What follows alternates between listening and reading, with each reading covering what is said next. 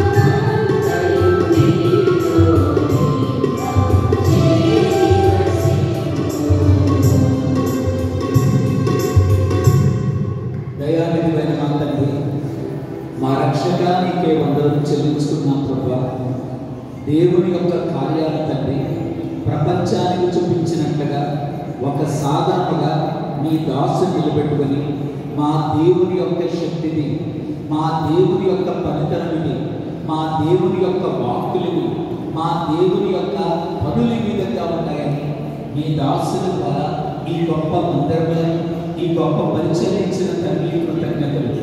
ఈ యొక్క గొప్ప కార్యాన్ని చూడడానికి, ఈ కార్యంలో ప్రభావ మరింత మెరుగుపరచడానికి, నీ మాటలను ఆయన అందించడానికి మాకు ఇచ్చినటువంటి తరుణాన్ని బట్టి కృతజ్ఞతలు. దేవాని వాక్యములోని కొన్ని మాటలు వినబోతుండగా జీవము కలిగిన మా తండ్రి, నీ వాక్యములో జీవము చేత వీరందరిలో ఉన్న జీవ స్థితిని తొలగించలేదు. దేవాని వాక్యములో శక్తి చేత మమ్మల్ని అందరినీ బలపరచండి. దేవాని వాక్యములో ప్రభావం చేత నూతనపరచండి. దేవాని వాక్యములో ఉన్నటువంటి నాయన మాధుర్యము చేత అంతరంగములన్నీ కూడా మధురమైన రుచిని బట్టి ప్రభువులను ఆనందించినట్లుగా అట్టి ఆత్మీయ సంతోషం అనుభవించండి. పరిశుద్ధ ఆత్మదేవ, నీ వాక్యములో నుండి కొన్ని మాటలు వినబోతుండగా అందరితో మాట్లాడమని వాక్యమై ఉన్నాను. యేసు నామమున వేడుకుంటున్నాము తండ్రి, ఆమేన్. కూర్చున్నాము. దేవుని వాక్యాన్ని చదువుతున్నాము. ద్వితీయోపదేశ కాండము 32వ అధ్యాయం 4వ వచనాన్ని చదువుకుందాము.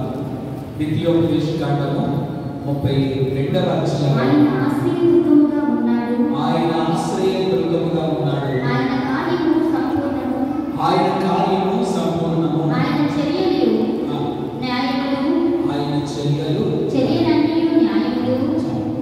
ప్రభునందు ప్రియులరా, ప్రభు నామమున కృప సమాధానములు కలుగుగాక. ఈ రోజున నేను మీ అందరికీ చెప్పే అంశం ఏంటంటే, నా నా చేతిలో ఒక పుస్తకం దైవ లక్షణముల స్తుతి అనగా దైవ లక్షణముల స్తుతి అందరిలో ఉందా? దైవ లక్షణముల స్తుతి. ఈరోజు నా ప్రసంగాంశం దైవ లక్షణముల స్తుతి. ఇది దైవజనుడు రాసినటువంటి పుస్తకం. ఈ యొక్క పుస్తకంలో ఉన్నటువంటి దైవ లక్షణాల గురించి కొద్ది సమయం మనందరం కూడా ధ్యానం చేసుకుందాము. దేవుని యొక్క లక్షణాలుగా సుగుణాలు, దేవునిలో ఉన్నటువంటి సుగుణాలనేది మనందరం కూడా దేవుని స్తుతించవలసినటువంటి వారమై ఉన్నాము. ఆయనలో ఉన్న లక్షణాలు మన జీవితం యొక్క ఉపయోగార్థమై దేవుడు వాడుతున్నటువంటి తండ్రి ఉన్నారు. ఆయన యొక్క లక్షణాలన్నీ మనందరం కూడా దేవుని స్తుతించవలసినటువంటి వారమై ఉన్నాము. ఇది రెండవ రాకడ పండుగ. ఈ దినం మనందరం కూడా రెండవ రాకడ పండుగ వచ్చాము. రెండవ రాకడలో ఏం జరగబోతుందండి అంటే, సంఘముగా సిద్ధపడిన వారందరినీ ఆయన మధ్యాకాశంలో తన సిద్ధపడిన సంఘాన్ని, వధువు సంఘం అనబడిన ఈ సిద్ధపాటు కలిగిన సంఘాన్ని ప్రభు తీసుకొని వెళ్ళడానికి ఆయన మధ్యాకాశంలో మేధావుడై రాబోతున్నారు. ఒక చిన్నపిల్లోడు అరిసె వాళ్ళు అమ్మిస్తే అరిసె తింటాడు ఏం చేశాడంటే బయటకు వచ్చి అలా తింటా అదేగా చదువుతున్నాడు. గబుక్కుని కాకు వచ్చి అరిసె తట్టుకోలేదు అనుకోలేదాడు కనుక ఏంటో తింటున్నాడు ఇలా బయటకు వచ్చాడంటే బయటకు వచ్చి ఇలా చూసాకల్లా ఎక్కడి నుంచి వచ్చిందో కానీ గబుక్కుని కాకు వచ్చి ఆ అరిసె ముక్కను కనుక్కొని వెళ్ళిపోయింది. ఎలాగైతే అరిసె ముక్కను కనుక్కొని వెళ్ళిపోయిందో యేసు ప్రభు యొక్క రాకడ నేర్చారు. సెకండ్లో 11వ భాగం గబుక్కున తన సంఘాన్ని తీసుకెళ్ళడానికి యేసు ప్రభు నాగరిన్నారు. కాబట్టి ఈ రోజున ఆయన యొక్క రాకడ యొక్క విషయం ఏంటంటే, తన సంఘాన్ని తీసుకొని నూతన యెరూషలేములో పెట్టి అక్కడ గొర్రెల పిల్ల వివాహ మహోత్సవం జరగబోతుంది. అంటేనమ్మా, ఎవరైతే సిద్ధపడి కూర్చున్నారో, సిద్ధపడి ఆలయంలో కూర్చున్న వాళ్ళ నిన్ను నేను సిద్ధపరుచుకున్నట్లయితే సిద్ధపడిన ఈ సంఘం అనబడిన నిన్ను యేసయ్య పెళ్లి చేసుకోబోతున్నారు. ఆయన వధువు సంఘము వరుడైన ప్రభువుతో కూడా జతపరచబడ్డ ఆయన ప్రక్కన కూర్చుండ ఇదే గొర్రె పిల్ల వివాహ మహోత్సవమైనది. పెళ్లిలో ఉన్న ప్రాముఖ్యమైన అంశం ఏంటంటే, పెళ్లి కొడుకు పెళ్లి కూతురు యొక్క మెడలో ఏం వేస్తారు? లేక పూలదండ వేస్తారు. అలాగే పెళ్లి కూతురు పెళ్లి కొడుకు యొక్క మెడలో ఏం వేస్తుంది? పూలదండ వేస్తారు. దండలు మార్చుకుంటారు. నేను మిమ్మల్ని అడుగుతున్నాను, మీరు ఎప్పుడైనా యేసయ్యకి దండ వేశారా? ఈ స్థలంలోకి వచ్చి మీ అందరూ కూడా సాధారణ ఇలాగే ఏదైనా కార్యక్రమాలకు వస్తే మరి మా మీద ఉన్న ప్రేమ చేత గౌరవించి సత్కరించి పూలమాల వేస్తూ ఉంటారు. నేను మిమ్మల్ని అడుగుతున్నాను, పరలోకపు తండ్రికి మీరు ఎప్పుడైనా పూలమాల వేశారా? హారం వేశారా? ఒకసారి ఆలోచన చేయండి. దైవజనుడు దేవదాసయ్య గారు దైవ లక్షణముల స్థితి, దైవ లక్షణముల స్థితి, ఈ యొక్క లక్షణాలన్నీ కూడా మనందరికీ అందించారు. ఏంటంటే దైవ లక్షణాలు అని అడుగుతాను. అందరికీ బంగారం అంటే ఇష్టం. ఈ బంగారాన్ని ఎక్కడి నుంచి తెస్తారు? బంగారం ఎక్కడి నుంచి తెస్తారు? ఎక్కడ దొరుకుతుందో బంగారం? అమ్మా, షాప్లో కాదు, ఎక్కడ దొరుకుతుంది? లోపల ఊళ్ళో లోపల నుండి, ఎలాగైతే భూమి యొక్క గనుల్లో నుండి లోపల నుండి ఆ యొక్క బంగారాన్ని బయటకు తీస్తారు, అదే వజ్రాలు, రత్నాలు, వైడూర్యాలు ఏవైనా సరే విలువైనటువంటి ఆ యొక్క రాళ్ళు కావాలంటే ఇంకా లోపలికి వెళ్ళి ఎక్కడైతే పెద్ద పట్టణాలు ఉంటాయి భూమి లోపల, ఆ రాళ్ళ లోపల వజ్రాలు నిలుపుకొని ఉంటాయి. వాటిని కనిపెట్టి ఇది వజ్రంగా అది బయటికి తీసి సానబడితే అది పెద్ద వజ్రంగా తయారవుతుంది. కాబట్టి ఎలాగైతే బంగారాన్ని లోపల గనులో నుండి బయటికి తీస్తారో చిన్న చిన్న ముక్కలు, అలాగే వజ్రాలు తీయాలంటే లోపలికి వెళ్ళి రాళ్ళలో నుండి ఇరుక్కున్నటువంటి ఆ వజ్రాన్ని ఎలాగైతే ఖరీదైన వజ్రాన్ని బయటికి తీస్తారో, దైవజనుడు దేవదాసయ్య గారు సన్నిధనే గనిలోనికి వెళ్ళి, దైవ సన్నిధనేటువంటి ఆ గనిలోకి వెళ్ళి ఆ గని లోపల ఉన్నటువంటి బంగారం వంటి దైవ లక్షణములు లోపలికి వెళ్ళి వెతికి ఆయన కొన్ని వజ్రాల వంటి దేవుల్లో ఉన్నటువంటి సుగుణాలను తీసి మనందరికి మూట కట్టి, అమ్మా ఇదిగో పూలు ఇచ్చారు దండ కట్టండి అన్నట్లుగా, మాలలా కట్టండి అన్నట్లుగా మనకి యొక్క లక్షణాలన్నీ కూడా ఏరిచ్చారు కనుక ఈ దైవ లక్షణాలన్నింటినీ కూడా ఒక హారముగా మీరు మార్చి, ఒక పూలదండగా అల్లి ప్రతిరోజు దేవుని యొక్క సన్నిధానంలో కూర్చున్న వల్ల దైవ ధ్యానంలో కూర్చొని దేవుని యొక్క మెడలో హారంగా వేయండి. ఇదే దైవ లక్షణముల స్థుతి అనగా ఏంటంటే ఈ దైవ లక్షణాలు, దేవుల్లో ఉన్నటువంటి లక్షణాలు ఏమైతున్నాయో అవన్నిటిని కూడా కొన్ని లక్షణాలు తీసి, దేవుళ్ళ లక్షణాలు తీసి దైవజనులు మనందరికీ కూడా అందించిన వారై ఉన్నారు. ఏంటంటే దైవ లక్షణాలు అంటే ఆయనలో ఉన్నటువంటి ప్రేమ, జీవము, సర్వశక్తి, పరిశుద్ధత, సర్వస్వ జ్ఞానము, న్యాయము, సర్వాత్మకత్వము, స్వతంత్రత, నిరాకారము, అనాది, అనంతము, ఇవన్నీ కూడా దైవ లక్షణాలు ఉన్నాయి. ఈ లక్షణాలన్నింటినీ మనందరం కూడా దేవుని స్తుతించి స్తుతుల సింహాసనాన్ని వేయవలసిన వారు ఉంటాం. ఆయన మెడలో ఈ యొక్క వజ్రాలు దైవ లక్షణాలనే హారాన్ని వేయవలసినటువంటి వారు ఉన్నాము.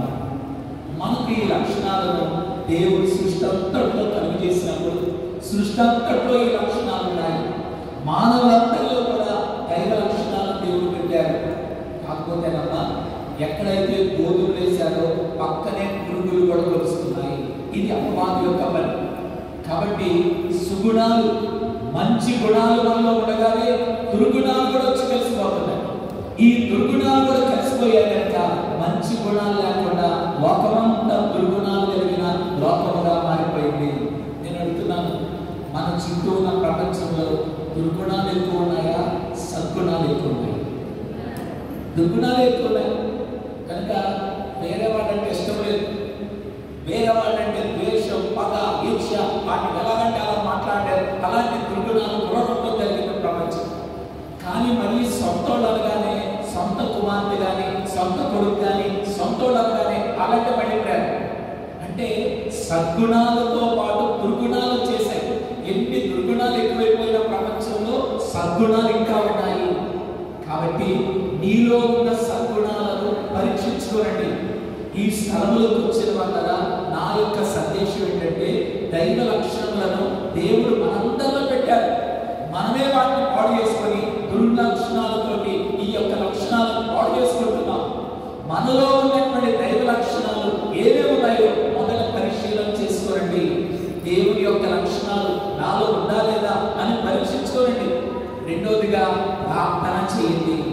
దేవా, నీవు దివ్య లక్ష్యం కలిగిన దేవుడు. నీ లక్షణాలను సృష్టి అంతట్లో పెట్టావు. నీ లక్షణాలను మానవులందరికీ ఇచ్చావు కనుక నాకు కూడా నీ లక్షణాలు కావాలి, దైవ లక్షణములు నాకు దయచేదేవా అని మనందరం కూడా ప్రార్థించవలసిన వారిపై ఉన్నాము. ఒకవేళ కనుక దైవ లక్షణాలు నీలో ఉన్నట్లయితే దేవుని స్తుతించండి.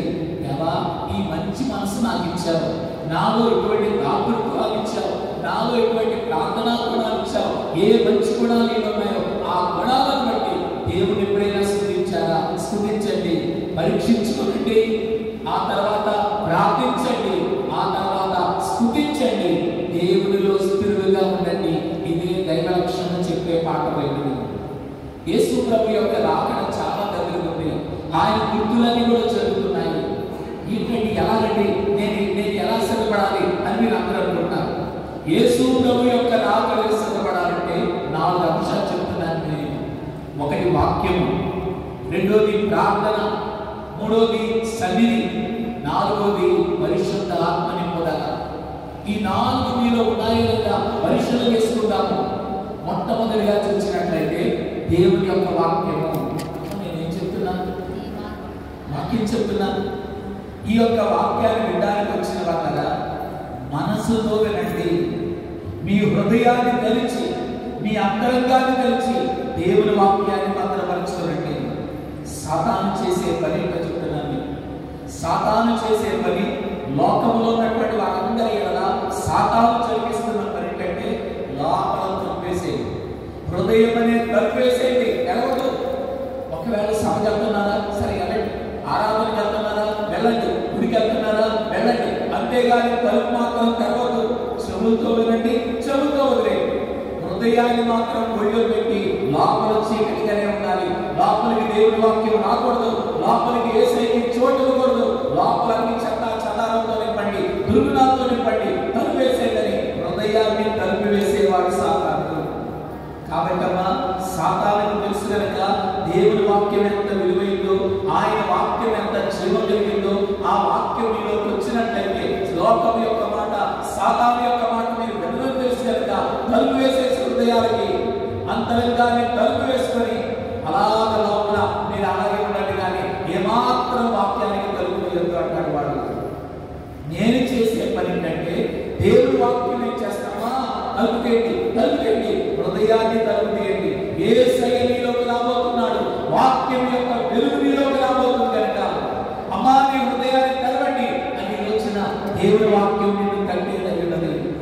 కాబట్టి ఈ స్థలంలోకి వచ్చే మీ అందరూ కూడా మనస్సు తెరుచుందా లేదా, మీ హృదయం తెరబడిందా లేదా, మనస్సులో దేవుడి వాక్యాన్ని భద్రపరచుకోండి.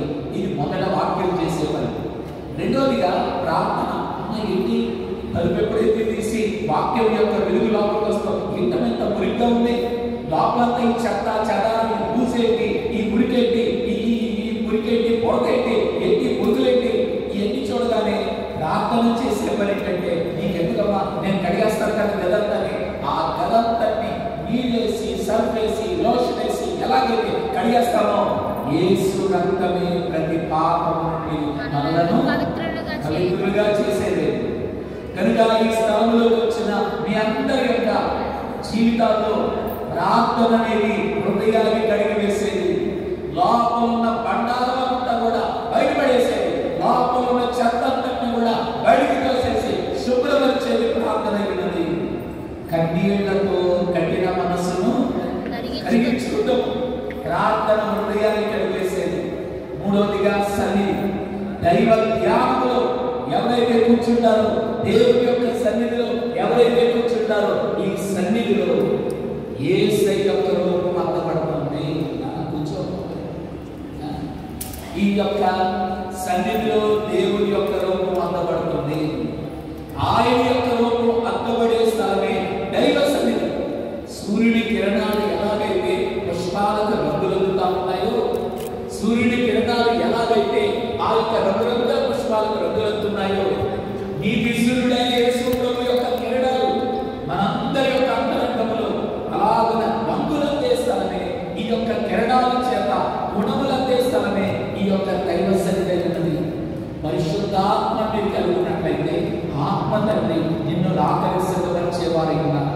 కాబట్టి అమ్మా, వాక్యము, ప్రార్థన, సన్నిధి, పరిశుద్ధాత్మ నింపుద, ఈ నాలుగు మీలో సమానంగా ఉన్నాయో లేదా పరిశోధన చేసుకుంటారు.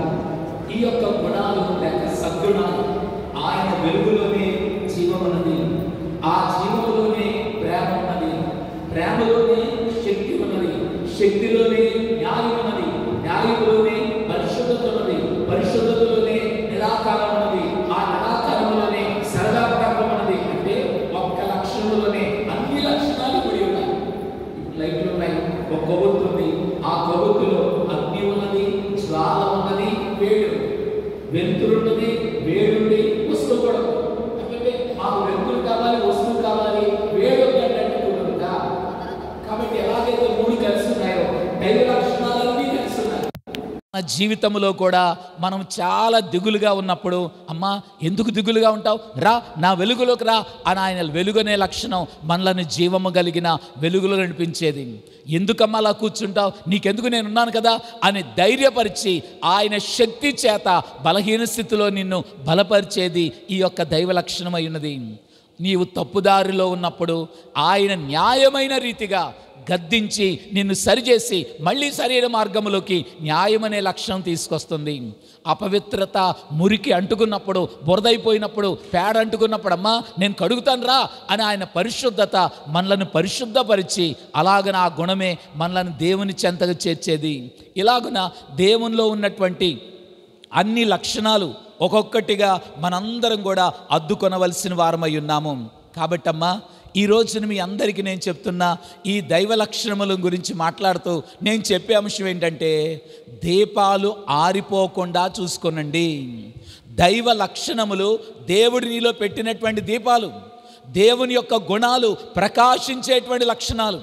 ఈ లక్షణాలు ఏమాత్రం ఆరిపోకుండా, ఏమాత్రం నువ్వు దైవ లక్షణముల నుండి తప్పిపోకుండా అందరికిలో కనబడేటట్లు, నిజంగా వీళ్ళు దేవుని పిల్లలంటే మనలో ఏ లక్షణాలు ఉండాలమ్మా? గట్టి చెప్పండి, ఏ లక్షణాలు? దైవ లక్షణాలు మనందరం కూడా కలిగి ఉండాలి. ఈ రోజున ఈ యొక్క దైవ లక్షణాల గురించి నేను మీతో మాట్లాడుతున్నాను. ఏంటండి ఈ దైవ లక్షణాలు?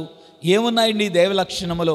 ఏ విధంగా దైవ లక్షణాలు మనం కలిగి ఉండాలో ఈరోజు యొక్క వాక్యములో నేను చెప్పి ముగించనై ఉన్నాను. సద్గుణాలను మనందరం కలిగి ఉండాలి. అనండి అమ్మ, ఏం కలిగి ఉండాలి?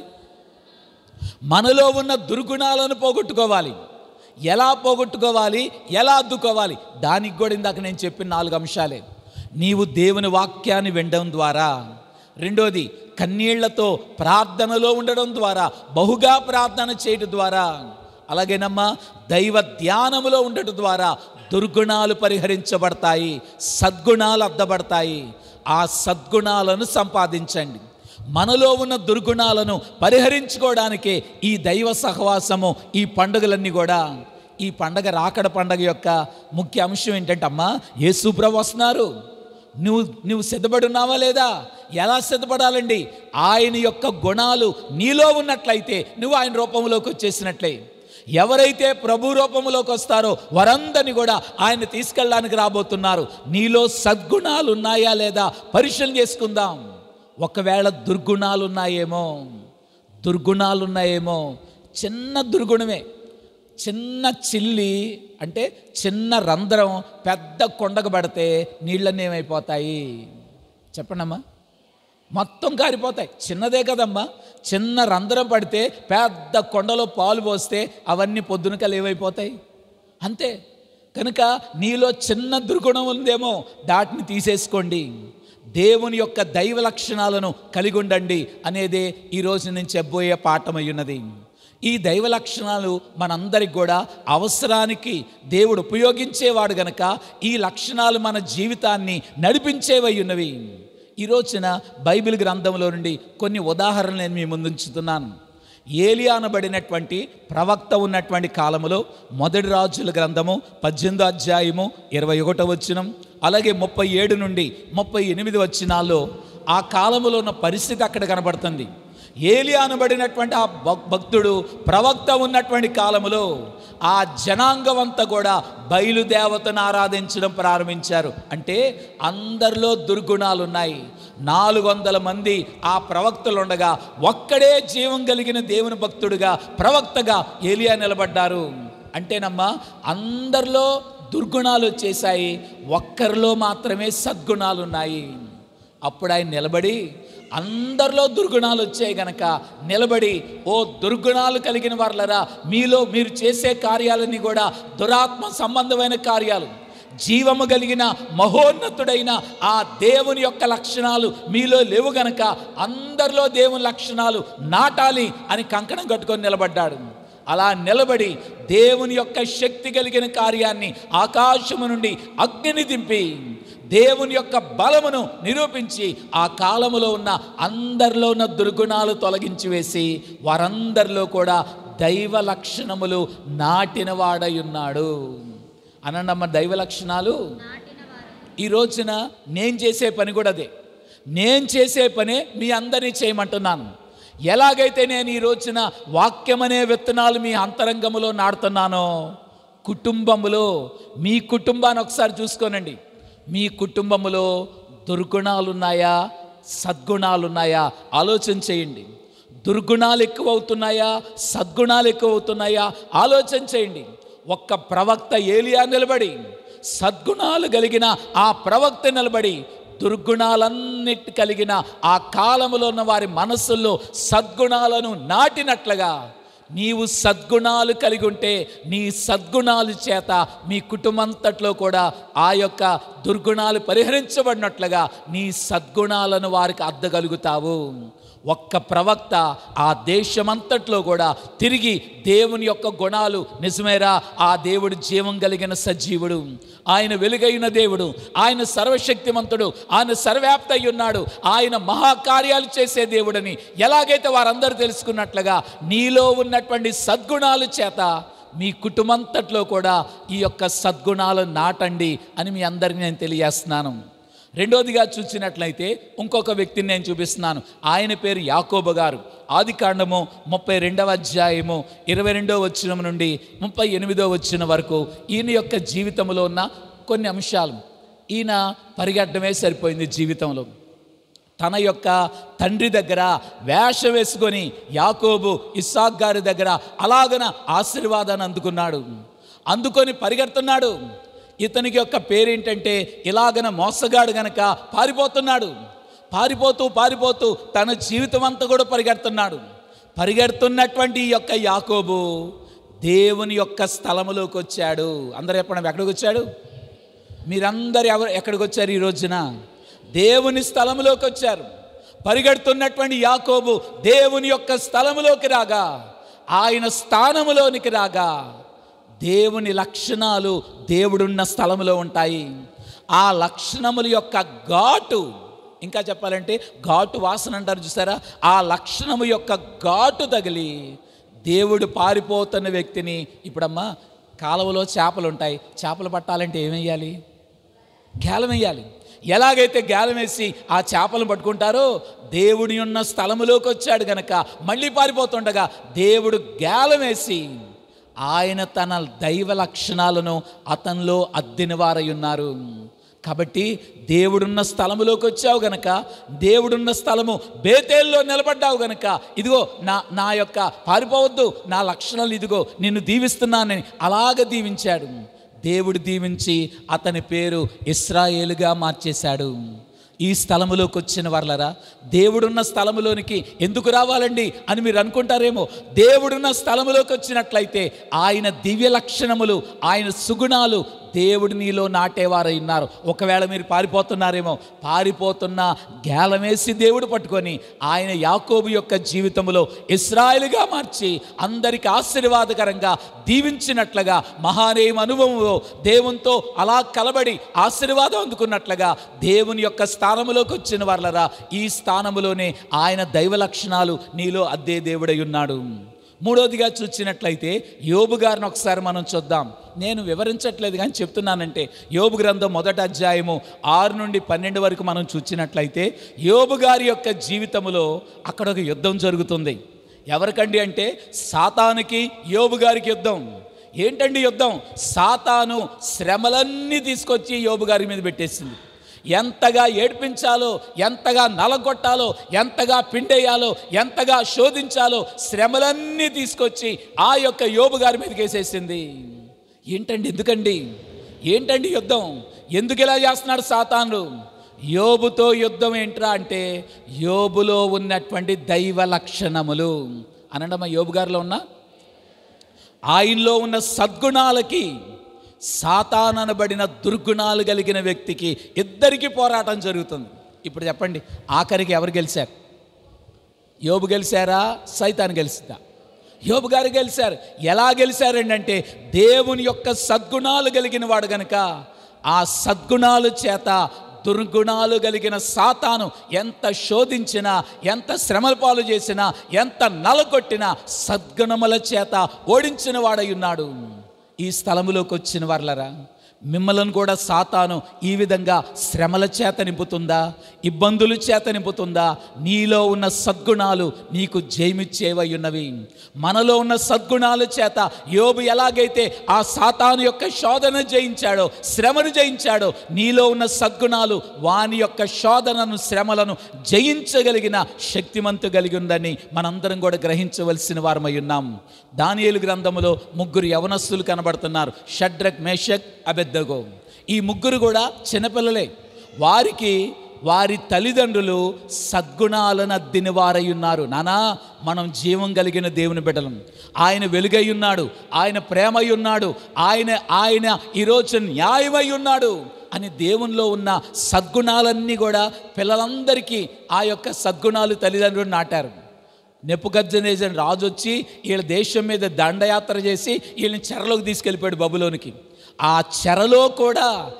చెరలో కూడా ఈ ముగ్గురు యవనస్తులైన బిడ్డలు ఏం చేశారు అంటే తల్లిదండ్రులు నాటిన సద్గుణాలు, దైవ లక్షణాలు ఏవైతే కలిగి ఉన్నారో ఆ లక్షణాలు పట్టుకొని నిలబడ్డారు. ఆ రాజుగారు అన్నారు, నిన్ను అగ్నిలో పడేస్తాం, ఈ విగ్రహానికి గనక మొక్కకపోతే తీసుకెళ్ళి ఇదిగో అగ్నిగుండం 7 రెట్లు ఎక్కువ చేసి అగ్నిగుండంలో పడేస్తామన్నారు. పడేస్తే పడేసుకోండి, చచ్చిపోవడానికి సిద్ధమే. అంతేగాని మాలో ఉన్న సద్గుణాలు, మాలో ఉన్న దైవ లక్షణాలను వదులుకునే ప్రసక్తి లేదు. మా దేవుడు సర్వవ్యాపి అయిన దేవుడు, ఆయన చూచుతున్న దేవుడు, మా దేవుడు సర్వశక్తిమంతుడైన దేవుడు, ఈ అగ్ని ఏంటి యావత్తు మీద అధికారం కలిగిన దేవుడని ఆ సద్గుణాలు వాళ్ళలో ఉన్నాయి గనక ఆ సద్గుణాల పక్షంగా నిలబడ్డారు. అగ్నిలో వేసేసిన అగ్ని కూడా వారిని కాల్చలేకపోయింది. వారిలో ఉన్న గుణాలు ఎంత గొప్పవంటే అగ్ని కూడా వారిని కాల్చలేకపోయింది, తల వెంట్రుక కూడా కాల్చలేకపోయింది. ఆ సద్గుణాలు, దేవుని యొక్క లక్షణాలు వారు అలా ప్రదర్శించారు కనుక ఆ రాజ్యములో ఉన్నవారు, ఆ రాజు అందరూ కూడా అమ్మో మీ దేవుడు ఎంత గొప్ప దేవుడు, దేవుని యొక్క లక్షణాలు అంత గొప్పగా అలాగన అందరి చేత కొనియాడబడేటట్టు చేసిన లక్షణాలు ఉన్నాయి. ఈ స్థలంలోకి వచ్చిన వారలరా, యేసయ్య యొక్క జీవితమును మీరు పరిశీలన చేసినట్లయితే ఆయన జీవితం అంతా కూడా సద్గుణాలే కనబడుతున్నాయి, దైవ లక్షణాలే చూపిస్తున్నాయి. ఆయన జన్మము నుండి చివరికి భయంకరమైన మరణములో కూడా ఆయన యొక్క దైవ లక్షణాలే చూపించారు. కానీ మనందరం కూడా ఆ దైవ లక్షణాలను ధారగా మనందరి మీద పోస్తున్నారు. వాటిని మనందరం కూడా అందుకునవలసిన వారమై ఉన్నాము. అలాగేనమ్మా బైబిల్ గ్రంథములు అపోస్తుల కార్యములు 9వ అధ్యాయములో అక్కడ ఒక వ్యక్తి కనబడుతున్నారు. ఆయన పేరు సౌలు.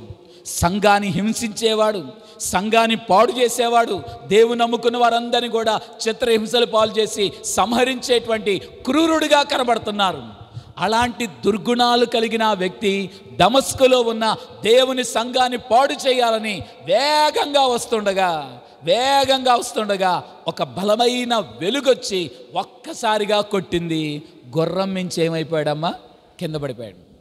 ఏంటండి వెలుగు? దేవుని యొక్క దైవ లక్షణాలు, దేవుని యొక్క లక్షణాలు అలాగొచ్చి కొట్టాయి. అమ్మా గన్లో ఏముంటుంది? గన్ లోపల ఏముంటుంది? బుల్లెట్ ఉంటుంది, తోటా ఉంటుంది. ఈ బుల్లెట్ కనుక ఎవరైనా గన్ అంటే భయం ఎందుకురా అంటే లోపల ఉన్న బుల్లెట్ మనిషిని ఏం చేస్తుందమ్మా, గాయపరుచుద్ది, మనిషిని పడేస్తుంది, చంపేస్తుంది. అందుకనే అందరూ భయపడతారు గన్ అంటే. కాబట్టి ఈ యొక్క దుర్గుణాలు కలిగినటువంటి ఈ యొక్క సౌలు వేగంగా వస్తుండగా దేవుని యొక్క లక్షణాలు ఆ వెలుగెళ్ళి ఒక్కసారిగా కొట్టగా బుల్లెట్ లాగా, తుపాకీలాగా, ఆ యొక్క తోటాలాగా దేవుని యొక్క లక్షణాలు కొట్టగానే అక్కడి నుండి కింద పడిపోయాడు.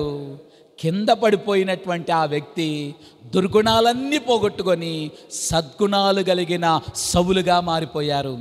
ఈ స్థలములోకి వచ్చిన వారలారా, దేవుని యొక్క లక్షణాలు చేసే గొప్ప కార్యాలేంటో నేను మీ అందరికీ వివరిస్తున్నాను. మీ అందరికీ శ్రీకాకుళం వచ్చిన ఈ ఆలయంలోకి వచ్చిన మీ అందరికీ నేను చెప్తున్న మాట అమ్మా, ఎలాగైతే ఈ ఆలయాన్ని కట్టారో మీ ఇంట్లో కూడా, మీ కుటుంబంలో కూడా దైవ లక్షణముల చేత కోట కట్టండి. దైవ లక్షణముల చేత మీ ఇంటి చుట్టూరు, మీ కుటుంబం చుట్టూరు ఒక కోట కట్టడం ప్రారంభించండి. ఎన్ని లక్షణాలు దేవునిలో ఉన్నాయో ఆ లక్షణాలన్నిటి చేత కోట కట్టడం ప్రారంభించండి. కాబట్టి ఏలియా అనే ప్రవక్త దుర్గుణాలు కలిగిన ఆ కాలంలో సద్గుణాలను నాటాడు. అలాగేనమ్మా యాకోబు గారు పారిపోతుంటే దేవుడు అతని గేలం వేసి పట్టుకున్నట్లుగా అతడు దేవుడున్న స్థలములోకి రాగా సద్గుణాలనబడిన దైవ లక్షణాలు నాటబడ్డాయి. ఈ రీతిగా మనందరం కూడా దైవ లక్షణములను కలిగి ఉండవలసిన వారమై ఉన్నాము. ఈ రోజున దేవదాసయ్య గారు రాసినటువంటి ఈ పుస్తకంలో నుండి ఒకసారి ఈ దైవ లక్షణాలు ఏమై ఉన్నాయో కొన్ని లక్షణాలు చెప్పి నేను ముగిస్తాను. మొట్టమొదటిగా, దేవా నీవు అనాది వ్యక్తివై ఉన్నావు, నిన్నెవరు కలుగులు చేయలేదు, నీ అంతటి నీవే ఉన్నావు గనుక నీకు, అమ్మ మీరు చెప్తారు ఒకసారి, దేవా నీవు తర్వాత ఏంటమ్మా, అనాది వ్యక్తివై ఉన్నావు, నిన్నెవరు కలుగు చేయలేదు, నీ అంతటి నీవే ఉన్నావు గనుక నీకు అనాది పురుషుండైన దేవుని ఆరాధించుము. ఆరాధించండి అనాది పురుషుడు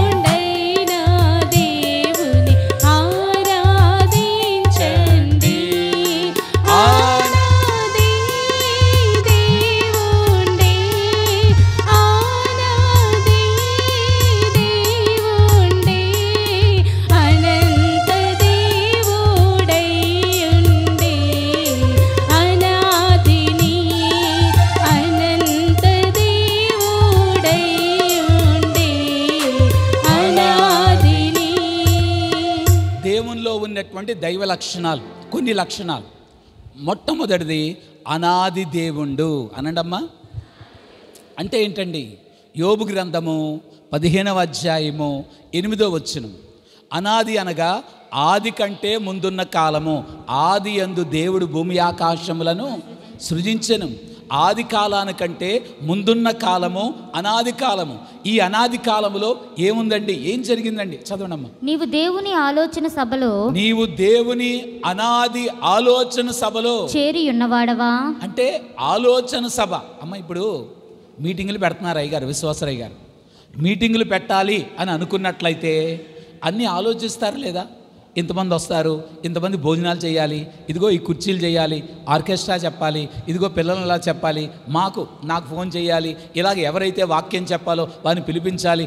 ఎలాగైతే ఆలోచన చేసి అన్ని అరేంజ్మెంట్స్ చేస్తారో, సృష్టి అంతటిని కూడా నిర్మించబోతున్నారు గనక దేవుడు కూడా ఆలోచన చేసి సృష్టి అంతటిని కూడా నిర్మించినటువంటి కార్యమే అనాదిలో జరిగిన కార్యం. అనాది ఆలోచన సభ అని యోబు గ్రంథంలో రాయబడింది. దేవుని యొక్క ఆలోచన సభ, అక్కడ దేవుని యొక్క లక్షణాలన్నీ కూర్చొని ఈ ప్రోగ్రాం అంతా రాశాయి. ఆది అంతమరై ఉన్న ప్రోగ్రాం అంతా కూడా రాసి ప్రపంచంలో ఎప్పుడేం జరగాలి. అమ్మా, మీరు ఎవరైనా నన్ను పుట్టించుదేవా అని అడిగి పుట్టారా? చెప్పండి.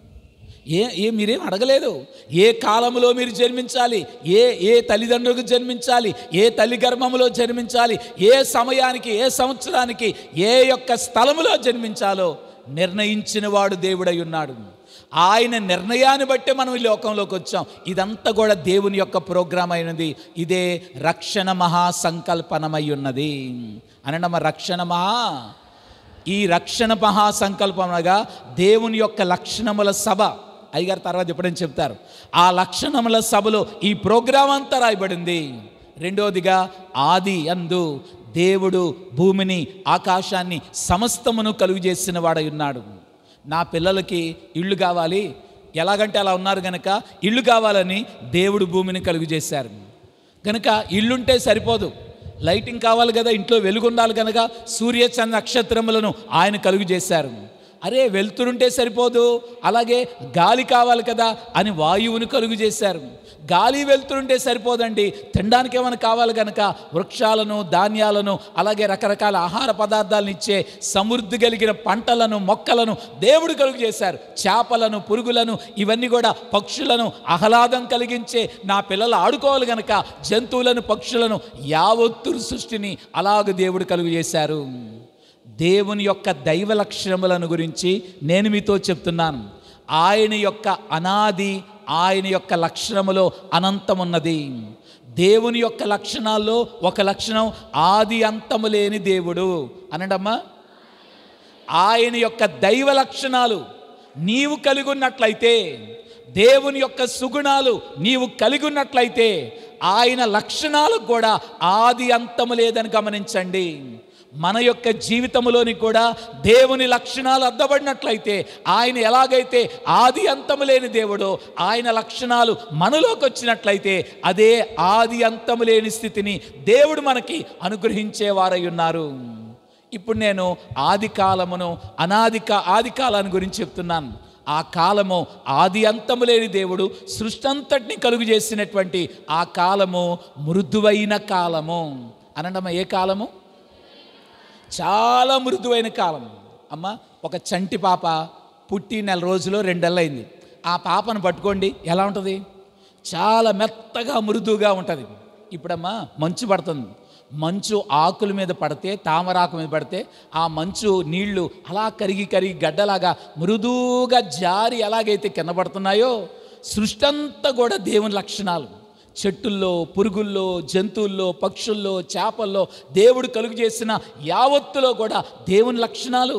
ఆయన యొక్క మనుషులను కలుగు చేస్తే ఆదామవల్లో కూడా దేవుని లక్షణాలు అంత సమృద్ధిగా, ఆ లక్షణాలన్నీ కూడా చేతికి తగిలేటట్టంతగా, చేతికి దొరికిపోయేంతగా సమృద్ధిగా దేవుని లక్షణాలు ఉన్నాయి. నిర్గమాకాండములో మనం చూస్తే అక్కడ 10 తెగుళ్ళు వచ్చాయి. ఆ 10 తెగుళ్ళలో 9వ తెగుళ్ళు చిక్కడి చీకటి ఐగుప్తు దేశం అంతా వచ్చేసింది. ఎలాంటి చిక్కడి చీకటి అంటే చేతికి తగిలే విధంగా ఉన్న చీకటి. అలాంటిది ఆ యొక్క ఆది యందు దేవుడు భూమి ఆకాశములను కలుగు చేసినప్పుడు ఆయన లక్షణాలు సృష్టి అంతటి ఉండగా దేవుని లక్షణాలు చేతికి తగిలేంతగా అంత గొప్ప మృదువైన మనోహరమైన కాలమే ఆ యొక్క ఆది కాలమై ఉన్నది.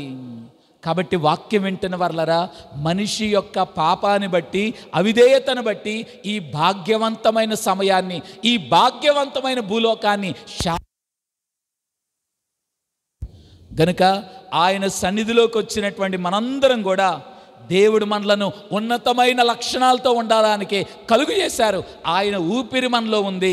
ఆదికాండం 2వ అధ్యాయము 7వ వచనములో ఆయన ఆదాములో నుండి అవ్వను తీసి ఆయన లక్షణములతో అద్దివేశారు. ఈ లక్షణాలు కలిగిన మనిషి మనందరం గనుక దైవ లక్షణాలతో దేవుడు కలుగు చేస్తే సాతాను వచ్చి దుర్గుణాలను మనలోకి తీసుకొచ్చి పెట్టాడు.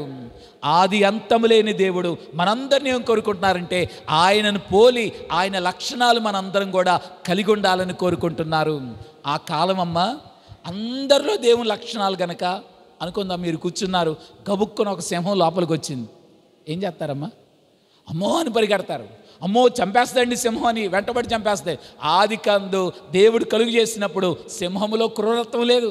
దేవుని యొక్క ప్రేమ అన్ని లక్షణాలు ఆ యొక్క జంతువుల్లో ఉన్నాయి. సింహమైనా, పామైనా, చిరతపులైనా అసలు ఏమి చంపేసుకోవలేదు. అందరూ కూడా ఒకే మనసుతో జంతువులు, పక్షులు, మానవులు కలిసి మెలిసున్నారు. ఇదే మనోహరమైన మృదువైన కాలము ఆది అయి ఉన్నది. దేవుని లక్షణాలు సమృద్ధిగా కలిగినటువంటి కాలం అయి ఉన్నది. ఇది మొదటి లక్షణం. దేవుడు ఆది అంతము లేని దేవుడై ఉన్నాడు. రెండోదిగా చూసినట్లయితే దేవా నీవు వెలుగై ఉన్నావు, అందుచేతనే చెప్పనమ్మా సూర్య చంద్ర నక్షత్రములకు వెలుగిచ్చినావు, జీవుల్లో కండ్లకు వెలుగిచ్చినావు, గనుక నీకు దేవుడు వెలుగై ఉన్నాడు. అందరూ చెప్పడమ్మా దేవుడు. మనం ఎక్కడున్నాము ఈరోజు? ఈ లక్షణం ఏం చెప్తుంది అమ్మా? ఆయన యొక్క వాక్యం వెలుగై ఉన్నది, ఆయన సన్నిధి వెలుగై ఉన్నది, ఆయన సంఘం వెలుగై ఉన్నది. దేవుడు వెలుగై ఉన్నాడు గనక వెలుగు యొక్క పరిధిని దాటి బయటికి వెళ్ళొద్దు. ఏ వెలుగైతే దేవుడు కోరుకుంటున్నారో ఆ వెలుగులోనే ఉండండి. కానీ వెలుగు దాటి వెళ్ళారా అమ్మా, ఈ సరిహద్దు దాటి అవతలకి వెళ్ళిపోతే అనుకుందాం ఇక్కడి వరకే లైట్లు ఉన్నాయి, రాత్రి అయింది, అంత చీకటి ఉంది, అవతల కాలం ఉందని సంగతి మీకు తెలియదు. ఈ వెలుగు దాటి పరిధి దాటి అవతలకి వెళ్ళిపోతే ఏమైపోతాం? మనం కలవలో పడిపోతాం. గనుక ఈ దాటి వెళ్ళొద్దు అని ప్రభు సెలవిస్తున్నాడు. ఒక జరిగిన విషయాన్ని చెప్తాను. ఒక ఆమె సరిగ్గా ప్రార్థన చేసుకోవద్దు, ఇలాగే గుడికి వచ్చిన తర్వాత వాక్యం విన్నది. వాక్యం చెప్తుంటే ఇలాగ అయ్యగారు చలివల్లే చెప్పారు, పరలోకం అంట, యేసుప్రభు వస్తున్నారంట, సంఘాన్ని తీసుకెళ్ళిపోతున్నాడండి. ఇవేం చేసిందంటే ప్రార్థన చేసుకుంది, దేవా నేను కూడా పరలోకం రావాలి, నేను కూడా నువ్వు వాక్యం విన్నాను కనుక నేను కూడా నీ దగ్గరే ఉండాలయ్యా, నీ సింహాసనం ఎక్కడుందో పరలోకంలో నన్ను కూడా ఉంచు దేవా అని ప్రార్థన చేసుకుంది. ఆమెకు కళ వచ్చింది. ఆ కళ్ళు ప్రభు ఆమెను పరలోకం తీసుకెళ్లారు. అమ్మా నువ్వు అడిగావు కదా పరలోకంలో ఉండాలన్నా, నువ్వు అడిగావు కదా, ఇదిగోరా పరలోకం ఇదేనమ్మా అని ప్రభు చూపిస్తున్నారు. పరలోకం అంత మహిమతో దగదగా మెరిసిపోతుంది. పరలోకములో ఉన్నటువంటి వస్తువులు, పరలోకములో ఉన్నటువంటి కట్టడాలు, పరలోకములో ఉన్న విషయాలన్నీ అసలు బంగారం కంటే ఎంతో విలువైనటువంటి ఆ యొక్క వజ్రాలు ముత్యాల కంటే విలువైనటువంటి ఆ కట్టడాలన్నీ చూచి అమ్మో ఎంత గొప్పగా ఉందా, ఇంత వెలుగ్గా ఉందా అనుకొని అలాగా ఆశ్చర్యంగా చూస్తుంటే, అమ్మా ఇట్రా, ఇదిగో నీ సింహాసనం ఇదే, కూర్చో అమ్మా అని ప్రభు కూర్చోబెట్టారంట. నువ్వు కోరుకున్నావు కదా నేను పరలోకంలో ఉండాలి దేవుని దగ్గరని, ఇదిగో ఇది నీ కుర్చీ, ఇక్కడ కూర్చో అమ్మా అని ప్రభు అంటున్నారంట. అలాగయ్యా అని అక్కడ కూర్చుంటుందంట. కూర్చొని ప్రభు అంట అలా తిరిగారంట. తిరగగానే ఈమె బాబో ఏంటి ఇంత లైటింగ్ ఉందేంటి, ఏంటి ఎంత వెలుగ్గా ఉందేంటి, ఇంత కాంతివంతంగా ఉందేంటి, అమ్మో ఇక్కడ నేను తట్టుకోలేకపోతున్నాను, ఇంత కాంతి, ఇంత వెలుగు, ఇంత ఇవన్నీ కూడా ఎక్కువగా దగదగా కళ్ళకు వచ్చేస్తున్నాయి, నేను తట్టుకోలేకపోతున్నాను అని కూర్చోమని ప్రభు చెప్తే లేచి పరిగెట్టడం మొదలుపెట్టిందట. పరిగెట్టి వెళ్ళిపోతుందంట. ప్రభు అంటారు, అమ్మ ఆగు, పరిగెడుతున్నావేంటి అని అరుస్తున్నారంట. ఇవేం పరిగెడతాను, పరిగెడతానే ఉంది. అమ్మ ఆగు అని ప్రభు అంటున్నారు. అయినా సరే ఆగకుండా పరిగెడుతుంది. పరిగెట్టి వెళ్ళిపోతుంటే చాలా దూరం స్పీడ్గా పరిగెట్టగా అక్కడ చీకటి ఉందంట. చీకటి ఉండగానే ఒక్క గంతు ఎగిరెళ్ళి ఆ చీకట్లో పడిపోయి అమ్మయ్య ఇక్కడ బాగుందంటుందంట. దేవుడు వెలుగులో కూర్చోబెట్టిన ఈమె ఎక్కడికి వెళ్ళిపోయింది? ఈ స్థలములోకి వచ్చిన వారలారా, దేవుని సన్నిధానములోకి వచ్చిన మనందరం కూడా యోహాను సువార్త 8:12 ఆయన వెలుగై ఉన్నారు. మొదటి యోహాను పత్రిక 1:5 నీవు వెలుగైన దేవుని యొద్దకు వచ్చి దేవుని యొక్క వెలుగులో ఉన్నామని చెప్పుకొని చీకటిని ప్రేమించినట్లయితే దేవునితో మీరు అబద్ధం ఆడేవారై ఉన్నారు. ఈ స్థలములోకి వచ్చిన వారలారా, దేవుని యొక్క దైవ లక్షణాల్లో మరి యొక్క లక్షణం ఆయన వెలుగై ఉన్నాడు. ఆయన వెలుగై ఉన్నాడు గనక వెలుగులోనే ఉండండి కానీ చీకట్లోకి వెళ్ళొద్దు అని వాక్యం ద్వారా నేను మీ అందరిని హెచ్చరిస్తున్నాను. కాబట్టమ్మా, బైబిల్ గ్రంథములో ఉన్న భక్తులు కానీ ఎవరైనా సరే అందరూ వెలుగులోనే ఉన్నారు. అమ్మ, పనులన్నీ వెలుగులో చేస్తారా, చీకట్లో చేస్తారా? వెలుగులో చేసే పనులే నిజమైన పనులు. నీ యొక్క పనులు దైవికంగా జరగాలంటే వెలుగులోనే ఉండండి. అబ్రహామును వెలుగు దర్శించింది, ఆ వెలుగును దర్శించి వెలుగులో నడిచాడు, వెలుగైన దేవుని కలుసుకున్నాడు. మీ అందరికీ నేను చెప్పే మాట, దేవుని వాక్యం అనే వెలుగులోకి వచ్చిన వారలరా, ఈ వాక్యం అనే వెలుగులోకి వచ్చిన మీ అందరూ ఆ నిజమైన వెలుగైన ప్రభుని దర్శించండి. ఆయన దర్శించడానికి దేవా చూడగలిగిన కన్ను దయచేయి, వినగలిగిన చెవి దయచేయి అని ప్రభుని అడగండి. ఆయన్ని కనబడతారు, దేవుడు నీతో మాట్లాడతారు. ఇదే బైబిల్ మిషన్ యొక్క వరుస ఉన్నది. ప్రభు చెప్పగా విశ్వాసరయ్య గారు ఈ స్థలంలోకి వచ్చారు. ప్రభు చూపించగా ఇక్కడికి వచ్చారు గనక దేవుడు ఎంత గొప్ప పరిచయం ఇచ్చిన వారై ఉన్నారు. దేవుడు కనబడి మాట్లాడే దేవుడు. ఆ వెలుగును దర్శించండి. వెలుగులోకి వచ్చిన వారలరా, వెలుగైన దేవుని మనందరం కూడా చూడవలసినటువంటి వారమై ఉన్నాము. చాలామంది అనుకుంటారమ్మా, బతుకుంటేనే కదండి వెలుగు, చచ్చిపోతే అంత చీకటే అనుకుంటారు. లేదు, ప్రభు యొక్క వెలుగులో నీవు ఉన్నట్లయితే బతుకున్న వరకే కాదమ్మా, చనిపోయిన తర్వాత కూడా చీకటి అనేది లేదు. అది కూడా వెలుగైన రాజ్యంలోకి మనం వెళ్ళిపోతాము. దేవుడు వెలుగై ఉన్నాడు గనక మనం కూడా ఏమై ఉండాలమ్మా? వెలుగై ఉండాలి. మూడోదిగా చూసినట్లయితే, దేవా నీవు జ్ఞానమై ఉన్నావు అనండి అమ్మ. దేవా నీవు జ్ఞానమై ఉన్నావు, అందుచేత దేవదూతలకు, మనుషులకు, జీవరాశులకు జ్ఞానం ఇచ్చినావు. అట్టి జ్ఞానం వల్ల అనేక మర్మములు తెలియచున్నవి. మా జ్ఞానమునకు నీ బయలుపడినావు గనక నీకు స్తుతులు. దేవుడు జ్ఞానమై ఉన్నాడు అనడమ్మ. దేవా నీవు అమ్మ, మనిషి జ్ఞానమే అసలు ఎంత గొప్పదంటే అంత గొప్పగా. మీరు వార్తలు వింటున్నారు, ఇజ్రాయెల్ దేశానికి, ఇరాన్కి, ఇజ్రాయెల్కి, లెబనాన్కి, ఇజ్రాయెల్కి, అలాగే పక్కన ఉన్నటువంటి గాజాకి యుద్ధం జరుగుతుంది. ఈ యుద్ధం అంతా ఏంట్రా అంటే టెక్నాలజీతో జ్ఞానయుక్తంగా జరిగేటువంటి యుద్ధం. ఎంత జ్ఞానం అంటే ఎవరు చెప్పట్లేదు. చూడండి, ఇరాన్ దేశంలో పకడ్బందీగా ఉన్నప్పుడు ఇజ్రాయెల్ వాళ్ళు వెళ్ళి ఆ యొక్క ఇరాన్ దేశంలో ఉన్న న్యూక్లియర్ బాంబు తయారు చేసే సైంటిస్ట్ని చంపేశారు. ఏంట్రా ఎలా చంపేశారు అంటే ఎవరికి అర్థం కాదు. ఆయన వాళ్ళ ల్యాబొరేటరీ నుంచి రోడ్డు మీద కారు ఉందంట, కారులోకి వెళ్ళి కూర్చున్నాడు. ఎదర సీట్లో డ్రైవర్ గారు ఉన్నారు, డ్రైవర్ పక్కన సెక్యూరిటీ ఆయన కూర్చున్నాడు, పోలీస్ సెక్యూరిటీ కూర్చున్నాడు. వెనకాల వాళ్ళ ఆవిడ కూర్చొని ఉంది, ఈయన వెళ్ళి వాళ్ళ ఆవిడ పక్కన కూర్చున్నారు. కారు స్టార్ట్ చేశారు, ఇంకా కదలాలి. ఈ కారుకు ముందు ఒక చిన్న వ్యాన్ ఏదో ఉంది అక్కడ, మామూలుగా మరి పనిచేసే సరుకులు తీసే వ్యాన్ ఉంటుంది చూసారా, అలాగా వ్యాన్ ఒకటి అక్కడ ఉంది. ఏదో ఒక లారీ, మినీ లారీ అని, ఓపెన్ లారీ, చెత్త అన్నీ తీసుకెళ్ళి ఆ లారీ అక్కడ ఉంది. వెనకాల వీళ్ళ కారు ఉంది, వీళ్ళు వెళ్ళి ఆ కారులో కూర్చున్నారు. కూర్చొని అలా చూసారు కదా, కసక్కని బుల్లెట్ వచ్చింది. అంతే, వెనకాల సీట్లో వాళ్ళ ఆవిడికి తెలియదు, పక్కనే ఉందామా, సెక్యూరిటీ ఆయన ఉన్నాడు, డ్రైవర్ ఉన్నారు. ఎదర గ్లాసులో నుండి బుల్లెట్ వెళ్ళిపోయి ఆయన గుచ్చుకొని అక్కడికక్కడే చనిపోయాడు. చంపేశారు ఆయన. ఎలా చంపారా ఏ అంటుంది వాళ్ళ ఆవిడ. ఏంటంటే ఆ సెక్యూరిటీ ఆయన బయటకు వచ్చి చూడగానే ఏం కనబట్ల, ఎవరు మనుషులేం లేరు, ఏంట్రా ఎవరు పేల్చారా ఎవరు చంపారా అనుకో అలా అంటున్నానే ఆ ఎదురున్నటువంటి వ్యాన్ గబుక్కున మంట అంటుకొని ఆ వ్యాన్ అంతా కూడా కాలిపోయింది. ఏంట్రా ఏం జరిగిందిరా అంటే ఏఐ టెక్నాలజీతో ఆ ఎదట ఉన్నటువంటి లారీ యొక్క పొగ గొట్టములో నుంచి ఒక పొగ గొట్టములోంచి ఒకటి ఇలా బయటకు వచ్చి సూటిగా ఆయన ముఖాన్ని స్కాన్ చేసి ఆయనే అని గుర్తుపట్టి కరెక్ట్గా వాళ్ళ ఆవిడకి కూడా తగలకుండా డ్రైవర్కి ఆ సెక్యూరిటీ ఆయనకు తగల సీటు మధ్యలోంచి గురిపెట్టి కరెక్ట్గా ఆయన కొట్టేసి చంపేశారు. అక్కడ ఎంత జ్ఞానంతో చేశారో చూడండి. వేరే దేశంలో సెక్యూరిటీ ఉన్న దేశంలో ఎంత పకడబందిగా అదంతా కూడా లైవ్ చూస్తున్నారు మళ్ళీ వాళ్ళందరూ కూడా. ఏంటండి చిత్రం, మనిషి యొక్క జ్ఞానమే ఇంత గొప్పదైతే అమ్మా ఇంకో కొత్తగా ఇప్పుడు మళ్ళీ మీ దగ్గర వాట్సాప్ అని చూసారా, ఆ వాట్సాప్ వారు ఎలన్ మాస్క్ ఏం చేశాడంటే మెటా కళ్ళద్దాలు తీసుకొచ్చేసాడు. మీరందరూ ఒక 2 సంవత్సరాల తర్వాత ఇంతకుముందు ఫోన్లు మనం ఏం వాడేవాళ్ళమ్మా, ఇలా పట్టుకొని మాట్లాడేవాళ్ళం. ఇప్పుడు ఆ ఫోన్లు ఎవరైనా వాడుతున్నారా? టెలిఫోన్ బూతులు ఎక్కడైనా ఉన్నాయా? ఏమైపోయినాయి అన్నీ కూడా, సెల్ ఫోన్ రాగానే ఎన్ని పోయినాయి. ఇప్పుడు ఈ సెల్ ఫోన్లు కూడా వెళ్ళిపోయే కాలం వచ్చేసింది. సెల్ ఫోన్లన్నీ పోయి కళ్ళద్దాలతోటే మొత్తం కళ్ళద్దాల్లోనే ఫోన్ అంతా కూడా చూసేసుకోవచ్చు. కళ్ళద్దాల్లోనే నేను వేరే భాషలో మాట్లాడుతుంటే మీరు కూడా కళ్ళద్దాలు పెట్టుకుంటే మీకు తెలుగు భాషలో అర్థమైపోతుంది. కళ్ళద్దాలతోటే కథ అంతా కూడా. ఇప్పుడు అందరూ కూడా ఏదైనా కావాలంటే ఇంటర్నెట్లోకి వెళ్ళి గూగుల్ని సెర్చ్ చేస్తారు, గూగుల్లో కొడతారు. అసలు గూగుల్ కూడా పోయే కాలం వచ్చేసిందంట.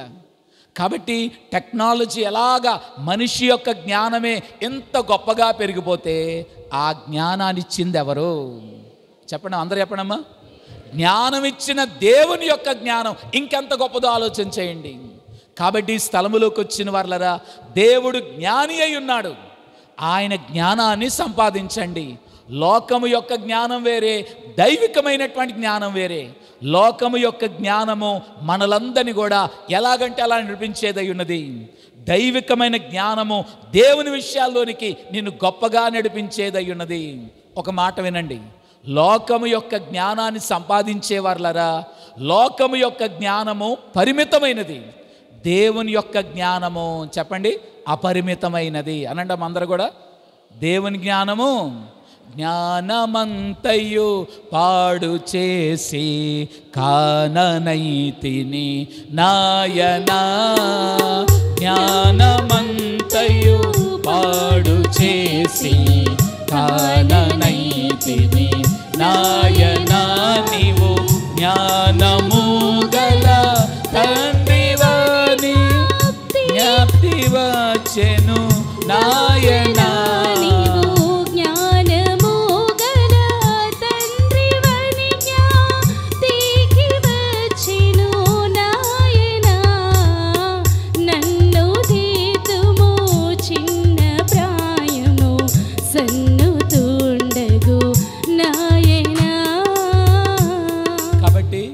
దైవ లక్షణములు గురించి మాట్లాడుతున్న మనందరం కూడా ఇప్పటిదాకా స్వంత జ్ఞానముతో నడిచిన వాళ్ళరా, స్వంత జ్ఞానముతో పనిచేసిన వాళ్ళరా, ఈ రోజు నుండి దేవుని అడుగుతుందేవా నీ జ్ఞానము దయచేయి, అపరిమితమైన దైవికమైన జ్ఞానాన్ని దయచేదేవా అని అడగండి. అంతే, దైవ జ్ఞానమే నీ చేత అసాధ్యమైన కార్యాలు చేయించేది.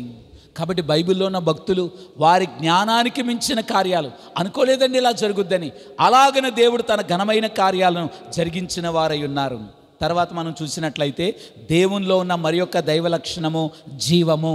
అనండమ్మా, దేవుడు జీవము కలిగిన దేవుడు.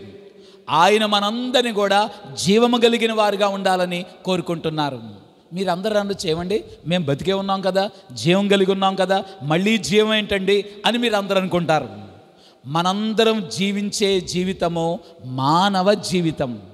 కాబట్టమ్మా ఈ రోజున మనలో కూడా బ్రతికే ఉన్నాము అని అనుకుంటున్న వాళ్ళరా, ఈ జీవితము మామూలుగా మనం బ్రతుకున్నటువంటి లోకములు అందరూ జీవించారు కనుక అదే మనిషి యొక్క జీవితం. కానీ ఇప్పుడు నేను చెప్పే మాట ఏదనగా సన్నిధి జీవము కలిగి ఉండండి అనండమ్మ. ఏ జీవము? దేవుని యొక్క జీవములో మనం ఉండాలి. ఎవరైతే ఆయన పాదముల చెంత కూర్చుంటారో పరలోకపు జీవము చేత ఆయన మనందరిని నింపేవాడై ఉన్నాడు. లోకములో ఉన్న జీవము కొంతకాలమే, కానీ ప్రభువులో ఉన్న జీవము, ఆయనలో ఉన్న జీవము నీలో ధారగా పోయబడినట్లయితే నిత్య జీవములోనికి వెళ్ళే వారమై ఉన్నాము. కాబట్టి స్థలములోకి వచ్చిన వారలరా, ఆయన జీవము కలిగిన దేవుడు. ఏలియా ఎక్కడో గుహల్లో ఉండగా కాకుల చేత ఆహారం పెట్టి జీవం పోసిన దేవుడై ఉన్నారు.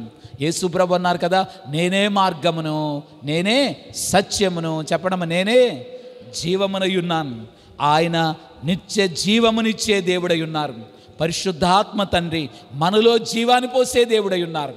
కాబట్టి ఈ రోజున జీవించున్నాను అనుకుంటున్న వారలరా, ఈ యొక్క జీవితము కొసరు మాత్రమే. నేను బ్రతికే ఉన్నాను అని అనుకుంటున్న వారలరా, ఇది కొసరు మాత్రమే. ప్రభునందు బ్రతికుండుట ఇది అసలైన జీవితము. అమ్మా, కొసరు కోరుకుంటున్నారా, అసలు కోరుకుంటున్నారా? ఆలోచన చేయండి. గనుక అసలైన జీవితాన్ని వదిలేసి కొసరు జీవితం, ఈ లోకములోనే జీవితం, ఇక్కడే ఆనందం అని అనుకునే వారలరా, ప్రభు రాకడ చాలా దగ్గరగా ఉంది. ఇక్కడ కొంతకాలమే, ప్రభుతో యుగ యుగములు, తరతరములు, కొన్ని కోట్ల సంవత్సరాలు ఆయనతో అక్కడ జీవించనై ఉన్నాం. ఆ జీవితము కొరకు, అదే నిజమైన జీవము, ఆ జీవము కొరకు ప్రభువులో ఉన్న జీవమును మనందరం కూడా కలిగి ఉండవలసిన వారమై ఉన్నాము. తర్వాత మనం చూసినట్లయితే, దేవా నీవు ప్రేమవై ఉన్నావు అనండమ్మ. దేవా నీవు గనుక జీవరాశులు ఒకదాన్నొకటి ప్రేమించుకొంచున్నవి, అలాగనే మనుషులు కూడా ఒకరినొకరు ప్రేమించుకొంచున్నారు గనుక నీకు స్తోత్రములు. దేవుడు ప్రేమై ఉన్నాడు అనడమ్మ. దేవుడు అమ్మ, దేవుని యొక్క ప్రేమ మీరు కలిగి ఉన్నారా లేదా? ఆయన ప్రేమ కలిగిన దేవుడు గనక దేవుని యొక్క ప్రేమను ధ్యానములో ఉండి అందుకొనవలసిన వారమై ఉన్నాము. నేను ఎక్కువ చెప్పట్లేదు కానీ టైం కూడా అయిపోవచ్చింది. కొద్ది మాటలే చెప్తాను. ప్రేమ కలిగిన వారికి, ప్రేమ లేని వారికి, దైవికమైన ప్రేమ కలిగిన వారికి, దైవికమైన ప్రేమ, దేవుని లక్షణం అనబడిన ప్రేమ లక్షణం లేని వారికి తేడా చెప్తాను. దేవుని ప్రేమ కలిగిన వారు హాయిగా ఉంటారు. దేవుని ప్రేమ కలిగిన వారు హాయిగా దేవుని ప్రేమ కలిగి ఉంటారు. చూడండి అమ్మా, ఎండాకాలం విపరీతమైన ఎండ గాలుపు కొడుతుంది. ఆ విపరీతమైన ఎండ గాలుపు కొడుతుంటే గబగబా మీరు ఒక చెట్టు కిందకి వెళ్తే అక్కడ సేద తీర్చి అలా కూర్చొని ఉండగానే మంచినీళ్ళు ఎవరు వచ్చారు, చల్లటి మంచినీళ్ళు తాగి చెట్టు కింద కూర్చోగానే చల్లటి గాలి కొడుతుంది అనుకోండి, ప్రాణానికి ఏమనిపిస్తుంది? హాయి, అబ్బా చల్ల గాలండి, హాయిగా ఉంటుంది. ఎండాకాలమే, భయంకరమైన కాలమే, కానీ హాయిగా ప్రాణం తెప్పరిల్లిపోయినట్టు ఉంటుంది. అలాగే దేవుని ప్రేమ కలిగిన వారు ఏ పరిస్థితిలో ఉన్నా, కష్టాల్లో ఉన్నా, బాధల్లో ఉన్నా, అనారోగ్యంతో ఉన్నా, చింతలో ఉన్నా, సమృద్ధిలో ఉన్నా, ఏ పరిస్థితిలో ఉన్నా చల్లని గాలి తగులుతుంటే హాయిగా ప్రాణం ఉన్నట్లుగా, ఏ పరిస్థితి ఎలాగున్నా హాయిగా ఉన్నట్లుగా, అలాగ దేవుని ప్రేమ కలిగిన వారు హాయిగానే ఉంటారు. రెండోది, దేవుని ప్రేమ లేని వారు ఎప్పుడు లోపల మండుతానే ఉంటారు. మండిపోతూ ఉంటుంది మంట. పైకి ప్రేమగా ఉంటారు, ప్రేమగా మాట్లాడతారు, పైకి చక్కగా ఉంటారు, లోపల మాత్రం మండిపోతూ ఉంటారు, బగబగా మండుతూ ఉంటారు. ఈ స్థలములోకి వచ్చిన వారలారా, లోక సంబంధమైన ప్రేమ ఇలాగే ఉంటుంది. నామకార్థంగా లోక సంబంధమైన కార్యాలన్నీ తాత్కాలికంగా ఏదో ఆశించిన ప్రేమలై ఉన్నాయి. నిజమైన ప్రేమ దేవుని యొక్క ప్రేమ. ఆ ప్రేమను మనందరం కూడా సంపాదించాలి. ఏమండి, ఈ ప్రేమ ఎక్కడ దొరుకుతుందండి అని మీరు అందరూ నన్ను అడగొచ్చు. నేను ఒక మాట అడుగుతున్నానమ్మా. మన చుట్టూ గాలి ఉంది, వాయువు అంటారు. మన చుట్టూ గాలి ఉంది అమ్మ. మీ ఇంటి దగ్గర కూడా చెప్పండి, గాలి ఉంది. బయట వెళ్తే బయట కూడా, ఇంట్లో గాలి ఉంది, బయట గాలి ఉంది, ఇక్కడ గాలి ఉంది. అసలు ప్రపంచం అంతా గాలి ఉంటే మీరెందుకు డబ్బులు ఇచ్చి 1000 రూపాయలు ఇచ్చి నెల గాలిని ఎందుకు కొంటున్నారు అంటున్నాను నేను. చెప్పండి అమ్మా, ఎందుకు కొంటున్నారు గాలి? గాలి కొంటం ఏంటండి? మీ యొక్క స్టవ్ ఎలగాలంటే, పొయ్యి ఎలగాలంటే ఏం కావాలి? గ్యాస్ సిలిండర్ కావాలి. గ్యాస్ సిలిండర్ లోపల ఏముంది అమ్మ చెప్పండి? గాలే ఉంది. మరి ఏంటండి, అది వాయువు కదా, గాలే. గాలిని ఎందుకు కొంటున్నారు? ఎందుకు కొంటున్నా? ఇదంతా గాలే కదమ్మా. ఇక్కడ గాలి ఉంది, బయట గాలి ఉంది. ఈ గాలి అంతా నింపుకోవచ్చు కదా. ఏమండి, ఆ గాలి పనికిరాదండి. సిలిండర్లో ఉన్న వాయువే, సిలిండర్లో ఉన్న గాయే, ఆ గాలే పొయ్యి వెలిగించేది. లోకమంతా ప్రేమ ఉంది, లోకమంతా ప్రేమే, కుటుంబాల్లో ప్రేమే, బయట ప్రేమే, అన్ని చోట్ల ప్రేమే. కానీ ప్రేమ పనికిరాదు. దేవుని యొక్క ప్రేమ కావాలి. సిలిండర్ కొనాలంటే ఎక్కడికి వెళ్ళాలమ్మా? గ్యాస్ స్టేషన్ దగ్గరికి వెళ్ళాల్సిందే, గ్యాస్ సిలిండర్లు అమ్మే ఏజెన్సీ దగ్గరికి వెళ్ళాల్సిందే. అలాగే దేవాలయములోనే దైవ ధ్యానములోనే దేవుని యొక్క ప్రేమ దొరుకుతుంది. ఎక్కడ పడితే అక్కడ దొరకదు. అంత ప్రేమ ఉండదు, అన్ని గాలి ఉండొచ్చు, కానీ ఆ గాలి ఆ ప్రేమలు పనికిరావు. నిజమైన దేవుని ప్రేమ దేవుని సన్నిధానములో ఆలయంలోనే దొరుకుతుంది. గ్యాస్ సిలిండర్ కొనుక్కున్నట్లుగా ప్రేమను కూడా దేవాలయంలో కొనుక్కోండి. దైవికమైన ఆ ప్రేమను సంపాదించండి. దేవుని యొక్క ప్రేమ మనలను ఆయనలో ఏకం చేసేదయ్యున్నది. దేవుని ప్రేమ ఇదిగో జనులార భావంబు నంతెలియరే, కేవలము నమ్ముకొనిన పరలోక జీవంబు మనకబ్బును, పరలోక జీవంబు మనకబ్బును. దేవుని ప్రేమ ఇదిగో జనులార భావంబునంతెలిరే, కేవలము నమ్ముకొనిన పరలోక జీవంబు మనకబ్బును, పరలోక జీవంబు మనకబ్బును. దేవా నీవు న్యాయమై ఉన్నావు అనడమ్మ. దేవా నీవు గనుక నీవు క్షమించేవాడు అయినప్పటికీ తప్పు చేసిన వారిని శిక్షించి క్షమించేవాడవు గనుక నీకు ప్రణుతులు. దేవుడు న్యాయమై ఉన్నాడు అనడమ్మ. దేవుడు ఇవన్నీ ఎందుకండి అంటే దేవుని లక్షణాలు, దైవ లక్షణాలు, సుగుణాలు నువ్వు కలిగున్నప్పుడే ఆయన రూపాన్ని నువ్వు కలిగి ఉంటావు. ఆయన రాకడలో నువ్వు ఎత్తబడతావు. దేవుడు న్యాయస్థుడు గనక అన్యాయం చేయలేడు ఆయన. గనుక 2 2 ఎంత అవుతాయమ్మా? 4. 2 5 ఎంత అవుతాయమ్మా? 10. 9 చేయండి అంటే దేవుడు చేయడు. సృష్టికి విరుద్ధంగా, సృష్టి ధర్మానికి విరుద్ధంగా ఎన్నడూ దేవుడే కార్యం చేయడు. దేవుడు న్యాయస్థుడు గనక ఆయన బిడ్డలమైన మనందరం కూడా న్యాయ లక్షణాన్ని కలిగి ఉండాలి. నేను పై టైం అయిపోయింది కనుక పై మాటలే చెప్తున్నాను. న్యాయంగా ఉండేవారికి, న్యాయం లేని వారికి తేడా చెప్తున్నాను. అమ్మ, మీరందరూ నన్ను చూస్తున్నారు, నేను మిమ్మల్ని అందరం చూస్తున్నాను. గుడ్డోళ్ళు వచ్చారనుకోండి, ఎవరైనా కళ్ళు లేని వాళ్ళు ఇచ్చారనుకోండి, వాళ్ళు నడిచి మీరు ఎలాగైతే భోజనాలు వెళ్ళిపోయి భోజనం చేసుకొని వెళ్ళిపోతారు. గుడ్డి వాళ్ళు భోజనం చేసుకొని రోడ్డు మీద అలా దాటి బస్సు ఎక్కేసి వెళ్ళిపోతారా? గనక ఎటు వెళ్తున్నారో తెలియదు. గుడ్డోళ్ళకమ్మో నేను ఎటు వెళ్ళిపోతున్నాను రా, ఇటు వెళ్ళిపోతున్నానా లేకపోతే అటు వెళ్ళిపోతున్నానా, కాలువలోకి వెళ్తున్నానా, ఏదో తేడాగా ఉంది, ఇక్కడ రోడ్డు సరిగ్గా లేదు అనుకో, ఇటు కాదు ఇటు వెళ్ళాలనుకుంటా అని అటు వెళ్ళిపోవచ్చు, లేకపోతే ఇంకోవైపు పొలాల్లోకి వెళ్ళిపోవచ్చు, లేకపోతే ఇంకోవైపు వెళ్ళిపోవచ్చు. గుడ్డివాడికి కళ్ళు లేవు గనక ఎటు వెళ్తున్నాడో తెలియదు. ఇది సరే అనుకొని వెళ్ళిపోవచ్చు, అది కాదు ఇది సరే అనుకొని కొంతసేపు ఇటు వెళ్తాడు, కొంతసేపు అటు వెళ్తాడు, అలాగే ఎటంటే అటు వెళ్ళిపోతూ ఉంటాడు. గనక దేవుని యొక్క న్యాయం లక్షణము లేనివారు, కళ్ళు లేనివారు ఎటు వెళ్తున్నారో తెలియదు. అదే న్యాయం అనుకుంటారు, లోక సంబంధమైన న్యాయం, ఇదే న్యాయం, అందరు వెళ్తున్నారు మనం ఇటు వెళ్దాం, అందరు వెళ్తున్నారు ఇదే అని చేద్దాం. నిజమైన సత్య మార్గము, నిజమైన జీవ మార్గమును తెలుసుకోకుండా లోకమంతా గుడ్డివారిగా ఇట్టంటాడు తిరుగుతుంది. ఇదే న్యాయం అండి, ఇలా చేయొచ్చండి, ఇలా కూడా అన్ని దేవుళ్ళు ఒకటేనండి అన్నట్లుగా జీవిస్తున్నారు. ప్రభువులోకి వచ్చిన వారులరా, దేవుడు న్యాయస్థుడు గనక ఆయన మహిమ నేత్రాన్ని, న్యాయ నేత్రాన్ని సంపాదించండి. ఆ కళ్ళు కలిగిన వారు స్వచ్ఛమైన దారిలో, సరైన దారిలో నడిచినట్లుగా ప్రభు యొక్క మార్గములో, వాక్యానుసారమైన జీవితంలో నువ్వు నడవగలిగినట్లయితే ఈ దారిలో ప్రభుని నడిపించేవాడై ఉన్నాడు. ఆ దారిలో నడుస్తేనే రేపొద్దున న్యాయ తీర్పులోకి రాకుండా ఉంటావు. ఇక్కడ దేవుని న్యాయములో నడవనట్లయితే రేపొద్దున న్యాయ తీర్పులో నడవడాల్సి వస్తుంది. జాగ్రత్త. దేవా, నువ్వు న్యాయమై ఉన్నావు గనక నీ యొక్క న్యాయం ప్రకారం నేను నడవాలంటే ఆ కన్ను నాకు దయచేయండి తండ్రి అని మనందరం కూడా మహిమ కన్నును, మహిమ నేత్రమును మనందరం కూడా సంపాదించవలసిన వారమై ఉన్నాము. సరేనమ్మా, చివరిగా ఈ లక్షణం చదువుకొని ఏడవదిగా చదువుకొని ముగించుకుందాం. దేవా, నీవు పరిశుద్ధుడివై ఉన్నావు, అందుచేత లోకములో పాపం ఉన్నప్పటికీ పరిశుద్ధత కూడా ఉన్నది. వర్షములో కాయల్లో పరిశుభ్రత కనబడుతుంది. మనుషుల్లో పాపం ఉన్నప్పటికీ పరిశుద్ధత కూడా ఉన్నది. గనుక నీకు నమస్కారములు. దేవుడు పరిశుద్ధుడు, మనం కూడా ఎలా ఉండాలమ్మా? పరిశుద్ధంగా ఉండాలి. గనుక మన యొక్క తలంపులు, మన యొక్క క్రియలు, మన యొక్క నడవడిక అన్నిట్లో దేవుడు పరిశుద్ధత కోరుకుంటున్నారు. కాబట్టి దేవా, నన్ను పరిశుద్ధుని చెయ్యండి అని అడగండి అమ్మా. నా వల్ల అవ్వట్లేదు దేవా, నీవు పరిశుద్ధుడు గనక నీ పరిశుద్ధత నాకు కావాలి గనక ప్రతిరోజు కడుక్కుందాము. అమ్మ చంటి పిల్లలు మరి అంత బెడ్ అంతా పాడు చేస్తారు, వాళ్ళమ్మ కడిగేస్తూ ఉంటుంది. 2 సార్లైనా 3 సార్లైనా ఎలాగైతే చంటి పిల్లల్ని వాళ్ళ తల్లి శుభ్రం చేస్తూ ఉంటుందో యేసయ్య కూడా నేను కడిగే శుభ్రపరిచే దేవుడు. కాబట్టి పరిశుద్ధతను మనందరం కూడా కలిగి ఉండవలసిన వారమై ఉన్నాము.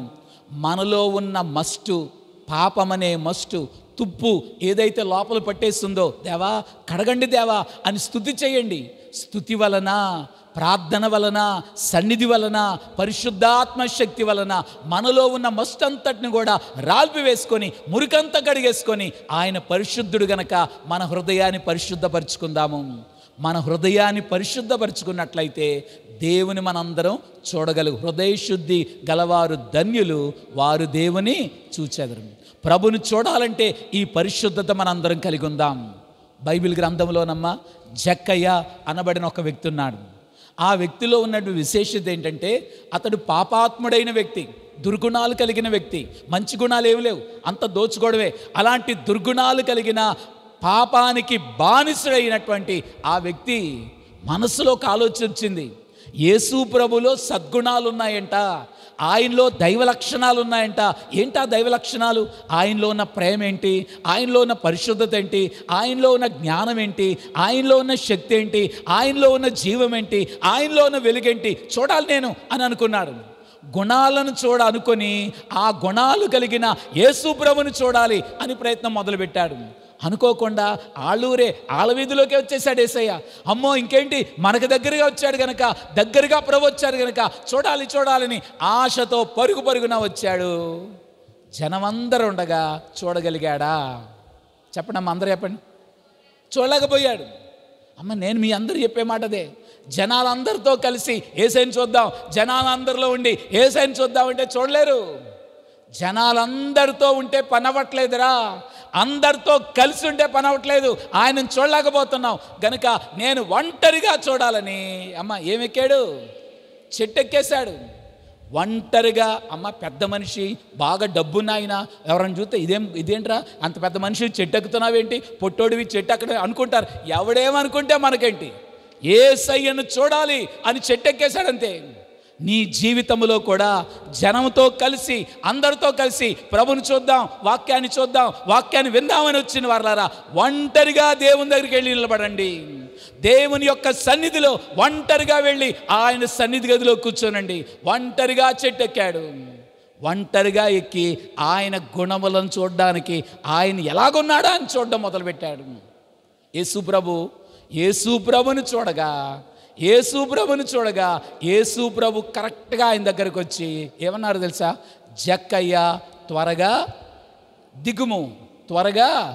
దిగు అన్నాడు. నేను ఒక మాట చెప్తానమ్మా, జక్కయ్య త్వరగా దిగు అని ప్రభు అన్నారు.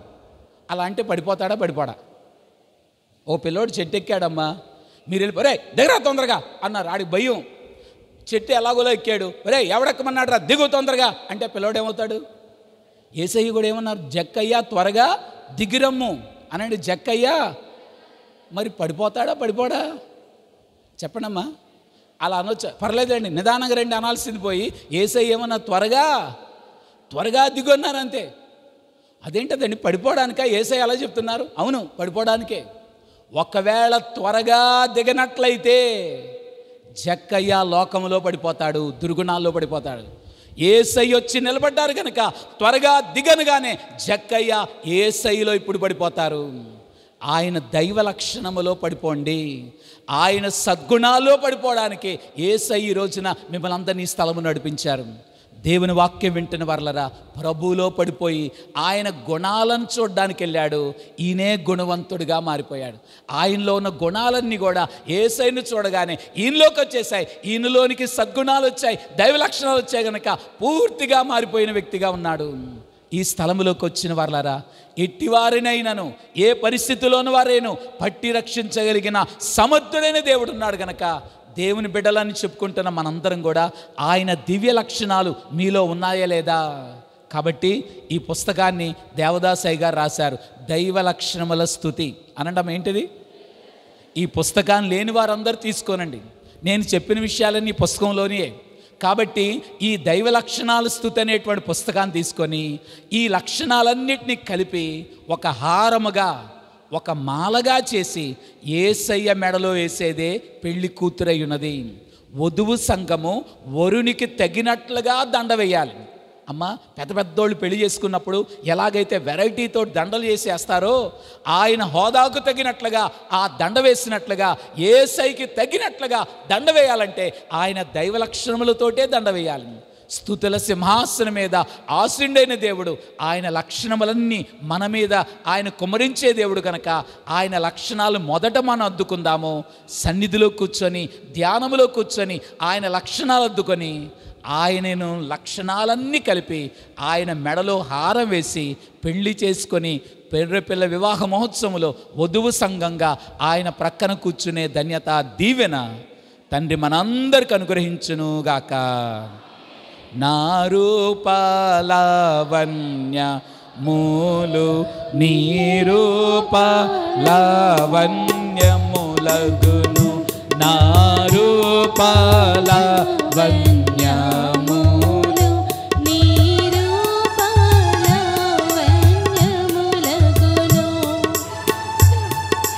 ప్రతి నిమిషము నా రక్తము ప్రతి నిమిషము నీలో ప్రవహించును, అది జీవము ధారగా ప్రవహించును, అది జీవము మనోవిచారము కూడదు నీకు మహిమ తలంపులే కావలెను. ప్రార్థన చేసుకుందాం. ఒక్క నిమిషం అందరం కూడా కళ్ళు మూసుకొని, దేవా ఇంతవరకు నీ బిడ్డగా నేను అనుకుంటున్నాను తండ్రి. దేవా నీలో ఉన్న ఆది అంతము లేని స్థితి, దేవా నీలో ఉన్న ప్రేమ, నీలో ఉన్న వెలుగు, నీలో ఉన్న జ్ఞానము, నీలో ఉన్నటువంటి జీవము, నీలో ఉన్న శక్తి, నీలో ఉన్నటువంటి నాయన ఈ యొక్క సర్వవ్యాపకత్వము, ఈ దివ్య లక్షణాలన్నీ నా అందరికీ దయచేయండి ప్రభువా. దైవ లక్షణములు లేకుండా దేవుని బిడ్డగా ఎలా చెప్పుకుంటాం తండ్రి? ప్రభు రాకడ దగ్గర ఉండగా యేసయ్యా నీ లక్షణాలు నాకు అద్దు తండ్రి. నీతి సూర్యుని యొక్క కిరణాలు రంగులద్దినట్లుగా నా హృదయములో తండ్రి ఈ దైవ లక్షణములన్నీ కూడా అద్దండి అని ఎవరి మటుకు వారు ప్రార్థన చేసుకుందాం. దయానిధివైన మా తండ్రి, మా రక్షగా నీకే వందనం చెల్లించుకున్నాం ప్రభువా. సద్గుణముల స్తుతి చేయడానికి, ఆ సద్గుణములు అద్దుకోవడానికి సమయం ఆసన్నమైనది గనక ఇంతవరకు దుర్గుణాలు ఎందుకు ఉంచానని పెరికి వేసుకొని సద్గుణాలు కలిగిన పెండ్లి కుమార్తెగా సిద్ధపడగల కృప దయచేయండి. విత్తబడిన వాక్యమును స్థిరపరిచి ఫలింపచేయండి. కూడి వచ్చిన బిడ్డలందరూ కూడా రూపాంతరము చెందినట్లుగా ప్రభు కొరకు జీవము కలిగిన సంఘముగా, ఆయన నామాన్ని ప్రకటించగలిగిన సంఘముగా, ఆయనను పోలి నడుచుకునే సంఘముగా యేసయ్యా నీ సద్గుణాలు మా అందరికి అద్దివేసి సద్గుణాలు కలిగిన సంఘముగా వర్ధిల్ల చేయమని కుడి వచ్చిన బిడ్డలందరినీ దీవించండి. ఇదిగో ప్రభువా, ఈ దివ్యమైన పరిచర్య నీ దాసుని ద్వారా, విశ్వాసరాయ్ గారి ద్వారా జరిగిస్తున్న స్తోత్రములు, వారి ద్వారా తండ్రి నిర్మించబడుతున్న మందిరాలు, కట్టబడుతున్న కట్టడాలు, ఇది నీ యొక్క కార్యం గనక దేవా ఈ పరిచర్యను ఉదాహరణగా తీసుకొని దేవుని యొక్క సుగుణాలు కలిగిన వారు ఈ రీతిగా కార్యాలు చేస్తారన్నట్లుగా ప్రతి ఒక్కరు నాయన వారి వారికి ఇచ్చిన తలాంతులతో దేవుని కొరకు తండ్రి ప్రకాశించగల కృప దయచేయండి. విత్తబడిన వాక్యమును ఫలింపచేయమని, కుడి వచ్చిన బిడ్డలందరినీ దీవించమని ఆశీర్వాదకర్త అయిన యేసు నామమున వేడుకుంటున్నాం తండ్రి. మరొకసారి అందరికీ సమయం ఇచ్చి ఆహ్వానించినటువంటి విశ్వాసరాయ్ గారికి, అలాగే ఏకీవించిన మీ అందరికీ, అమ్మగారికి, వారి కుమారులు ముగ్గురికి, కోడళ్లకు, పిల్లలకు, ఏకీవించిన మీ అందరికీ, దైవజనులందరికీ కూడా ప్రభు నామ పేరట ఆ యొక్క శుభములు మరణాతలు తెలియజేస్తున్నాం. దేవుడు మిమ్మల్ని దీవించునుగాక. మరణాత మరణాత. దురిత నైజపు వేరు. మనం స్తుతిస్తాం, హల్లెలూయా అంటాం, ఆయన అంటాం, దేవదూత స్తుతి అద్దెకు తీసుకుంటాం, హల్లెలూయా హల్లెలూయా అంటాం. కష్టాన్ని బట్టి స్తుతి రావాలి, బాధను బట్టి స్తుతి రావాలి, శ్రమ అనుభవాన్ని బట్టి వచ్చే స్తుతి మన నుండి వచ్చేది. ఆయనను ఆయన లక్షణాలు ఎత్తుకొని స్తుతించడం దేవదూతలు, పరలోక పరిశుద్ధులు అందరూ ఎలర్ట్ అయి ఉంటారు. అటు గొప్ప విషయాలతో దేవుని స్తుతించడం వల్ల కలుగు మేలు. మనం మంచి దైవలక్ష స్తుతి చేస్తే మన స్థితిగతులన్నీ చక్కగా మారుతాయి. భక్తి జీవితం అభ్యాసం అవుతుంది. ప్రభువుని ముఖాముగ్గా చూడగ మన స్వరూపమందు మన పోలిక చొప్పున ఆయన లక్షణాలతో దేవుడు నరుని చేశాడు కాబట్టి ఆ లక్షణాలే మనం కనపరచాలని బహు చక్కటి సందేశాన్ని అయ్యగారు అందించినందుకు ప్రత్యేక మన్నా తెలియజేద్దాం. మరి అయ్యగారు మరి కొంచెం మమ్మల్ని మన్నించి చిన్న మీరు ఏం లేదు, ఏమనుకోకండి, రండి రావాలి. ఇంకా సంఘపెద్దలైన వారు ముందుకు రండి. సంఘమే ఉన్నారండి, ఇక్కడ ఉంటే రండి అందరూ.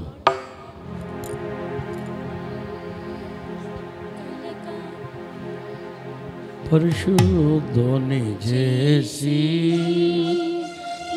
వరములు దయచేసి పరిశుద్ధుని వరములు దయచేసి నీ పరిశుద్ధ సన్నిధిని చూపుమా పావురమా వినుమా నీ పరిశుద్ధ సన్నిధిని చూపుమా పావురమా వినుమా దైవాత్మారము నా తనువున వ్రాలుము దైవాత్మారము నా తనువున వ్రాలుము.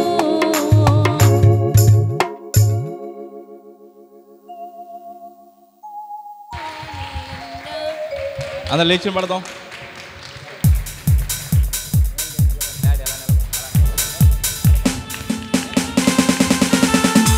మరి ప్రప్రదంగా శ్రీకాకుళం జిల్లాకు వైస్ ప్రెసిడెంట్గా ముందు వచ్చారు, కానీ ఇప్పుడు డాక్టరేట్ డిగ్రీ కూడా తీసుకొని మన మధ్యకి రావడం అదొక మంచి కార్యంగా భావిస్తున్నాం. అందరం గట్టిగా అయ్యగారికి మన్నా చెబుదాం, గట్టిగా చప్పట్లు కొట్టి అభినందిద్దాం. చప్పట్లు నాకు ఆకలేస్తున్నాయమ్మా. డాక్టరేట్ కూడా ఉత్తరాంధ్రలో విశాఖపట్నంలో ఇచ్చినందున మొట్టమొదటిగా వచ్చిన అయ్యారు. మరొకసారి మన్నా తెలియచేద్దాం. ఇప్పుడు ఒక విలువైన మందిర ప్రతిష్ట ఉంది నిమ్మల వలసలో. మరి అక్కడి నుంచి వారు అక్కడికి వెళ్ళవలసి ఉన్నారు. రాత్రికాలం మరొక కూటంలో ప్రత్యేక అయ్యా మా సంఘ పెద్దలందరూ మీకు మన్నా చెబుతున్నారండి. సంఘ పెద్దలందరూ మన్నా చెబుతున్నారు, సేవకులు కూడా మన్నా చెబుతున్నారు. మంచిదండి, సంతోషం. ఈ సమయంలో మరి మనం ముగింపుకు వచ్చాం. సాయంకాలం మళ్ళీ 6 గంటలకి సమయానికి చివరి కూడిక కాబట్టి అందరూ వచ్చి ఏకీవించండి. ఈ సమయంలో మనందరం మోకరిద్దాం, ముగింపు ప్రార్థన చేసుకుందాం. అందరూ ముగింపు ప్రార్థన. ఒక్క నిమిషం ఎవరు వట్టి చేతులతో వెళ్ళొద్దు. దేవుని అడిగి పొంది ఆశీర్వాదంతో తిరిగి వెళదాం. దైవ లక్షణములే ఈరోజు మనకి దానంగా చేస్తున్న దేవుని బట్టి కుటుంబం, వ్యక్తిగతంగా, శారీరకంగా మీ జబ్బులు, బాధలు, కష్టాలు, శ్రమలు, శోధనలు, పిచాచి ఏది ఉన్నా కానీ ఒక్క నిమిషం ప్రార్థించుకోండి. ప్రార్థన ఒక్క నిమిషం అందరూ ప్రార్థించుకుంటే మన ముగింపు ప్రార్థన. మరి రెవరెండ్ ప్రేమ కుమార్ గారు వారు ప్రార్థన చేస్తారు, దీవెన అయ్యగారు ఇస్తారు. ప్రార్థన చేసుకుందాం. మహాపరిశుద్ధుడువును మహోన్నతుడువును అత్యంత ప్రేమ నమ్మకము కలిగిన దేవానికి స్తోత్రములు. జీవాధిపతివైన తండ్రి నీకు వందనములు, స్తుతులు చెల్లిస్తూ ఉన్నాము. ఈ మధ్యాహ్న కాల సమయంలో నీ దైవజనులను నిలవబెట్టి మీరు మాట్లాడిన ప్రతి నీ మాటను బట్టి నీకు స్తుతులు చెల్లిస్తూ ఉన్నాం. ఘనమైన తండ్రి, గొప్ప దేవ, ఘనమైన దైవ లక్షణములు కలిగినటువంటి మా సర్వాధికారమైన దేవానికి స్తోత్రములు, వందనములు. నీవు కలిగి ఉన్న దైవ లక్షణములన్నీ కూడా నిన్ను వెంబడించగలిగి నీవివ్వగలిగినటువంటి రక్షణ పొందగలిగేటటువంటి విశ్వాసపు జీవితములో నీవు ఇమిడించినావు దేవానికి స్తోత్రములు. అట్టి దైవ లక్షణములు కలిగి ఈ లోకములో నీ వెలుగు చేత ప్రకాశింపబడడానికి దేవాని కృపను అనుగ్రహింపచేసి నడిపించండి అయ్యా. నీకు వందనములు.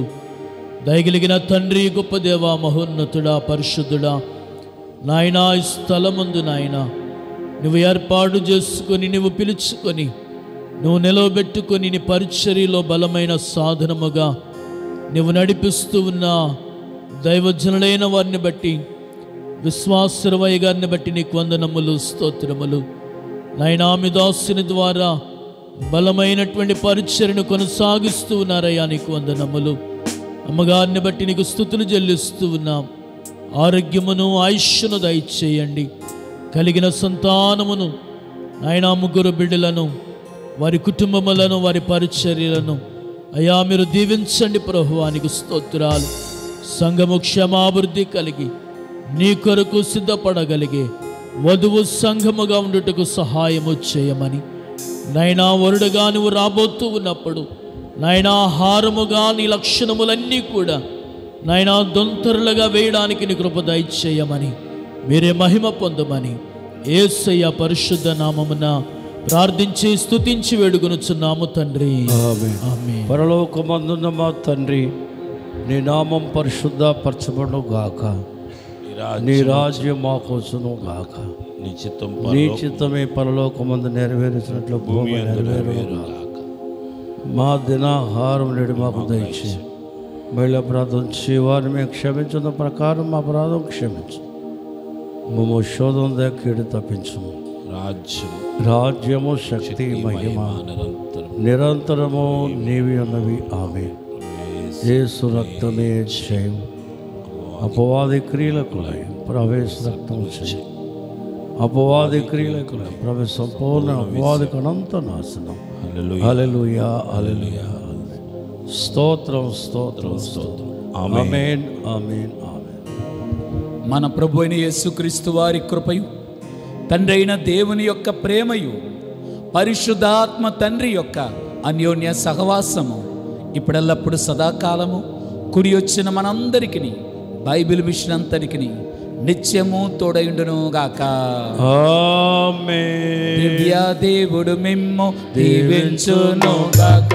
భూమి చేసిన వాడు పోషించును గాక. రక్షకుండవు క్రీస్తు రక్షించును గాక. పరమ వైద్యుడు స్వస్థ పరచుచుండును గాక. పనులన్నిటిని సఫల పరచుచుండును గాక. దైవాత్మ ధైర్యంబు తెచ్చుచుండును గాక. అంతా నా మోక్షంబు అందచేయును గాక. విజయము ఈ పాట వినువారి కామే. విజయము ఈ పాట వినువారి కామే. మరణాత.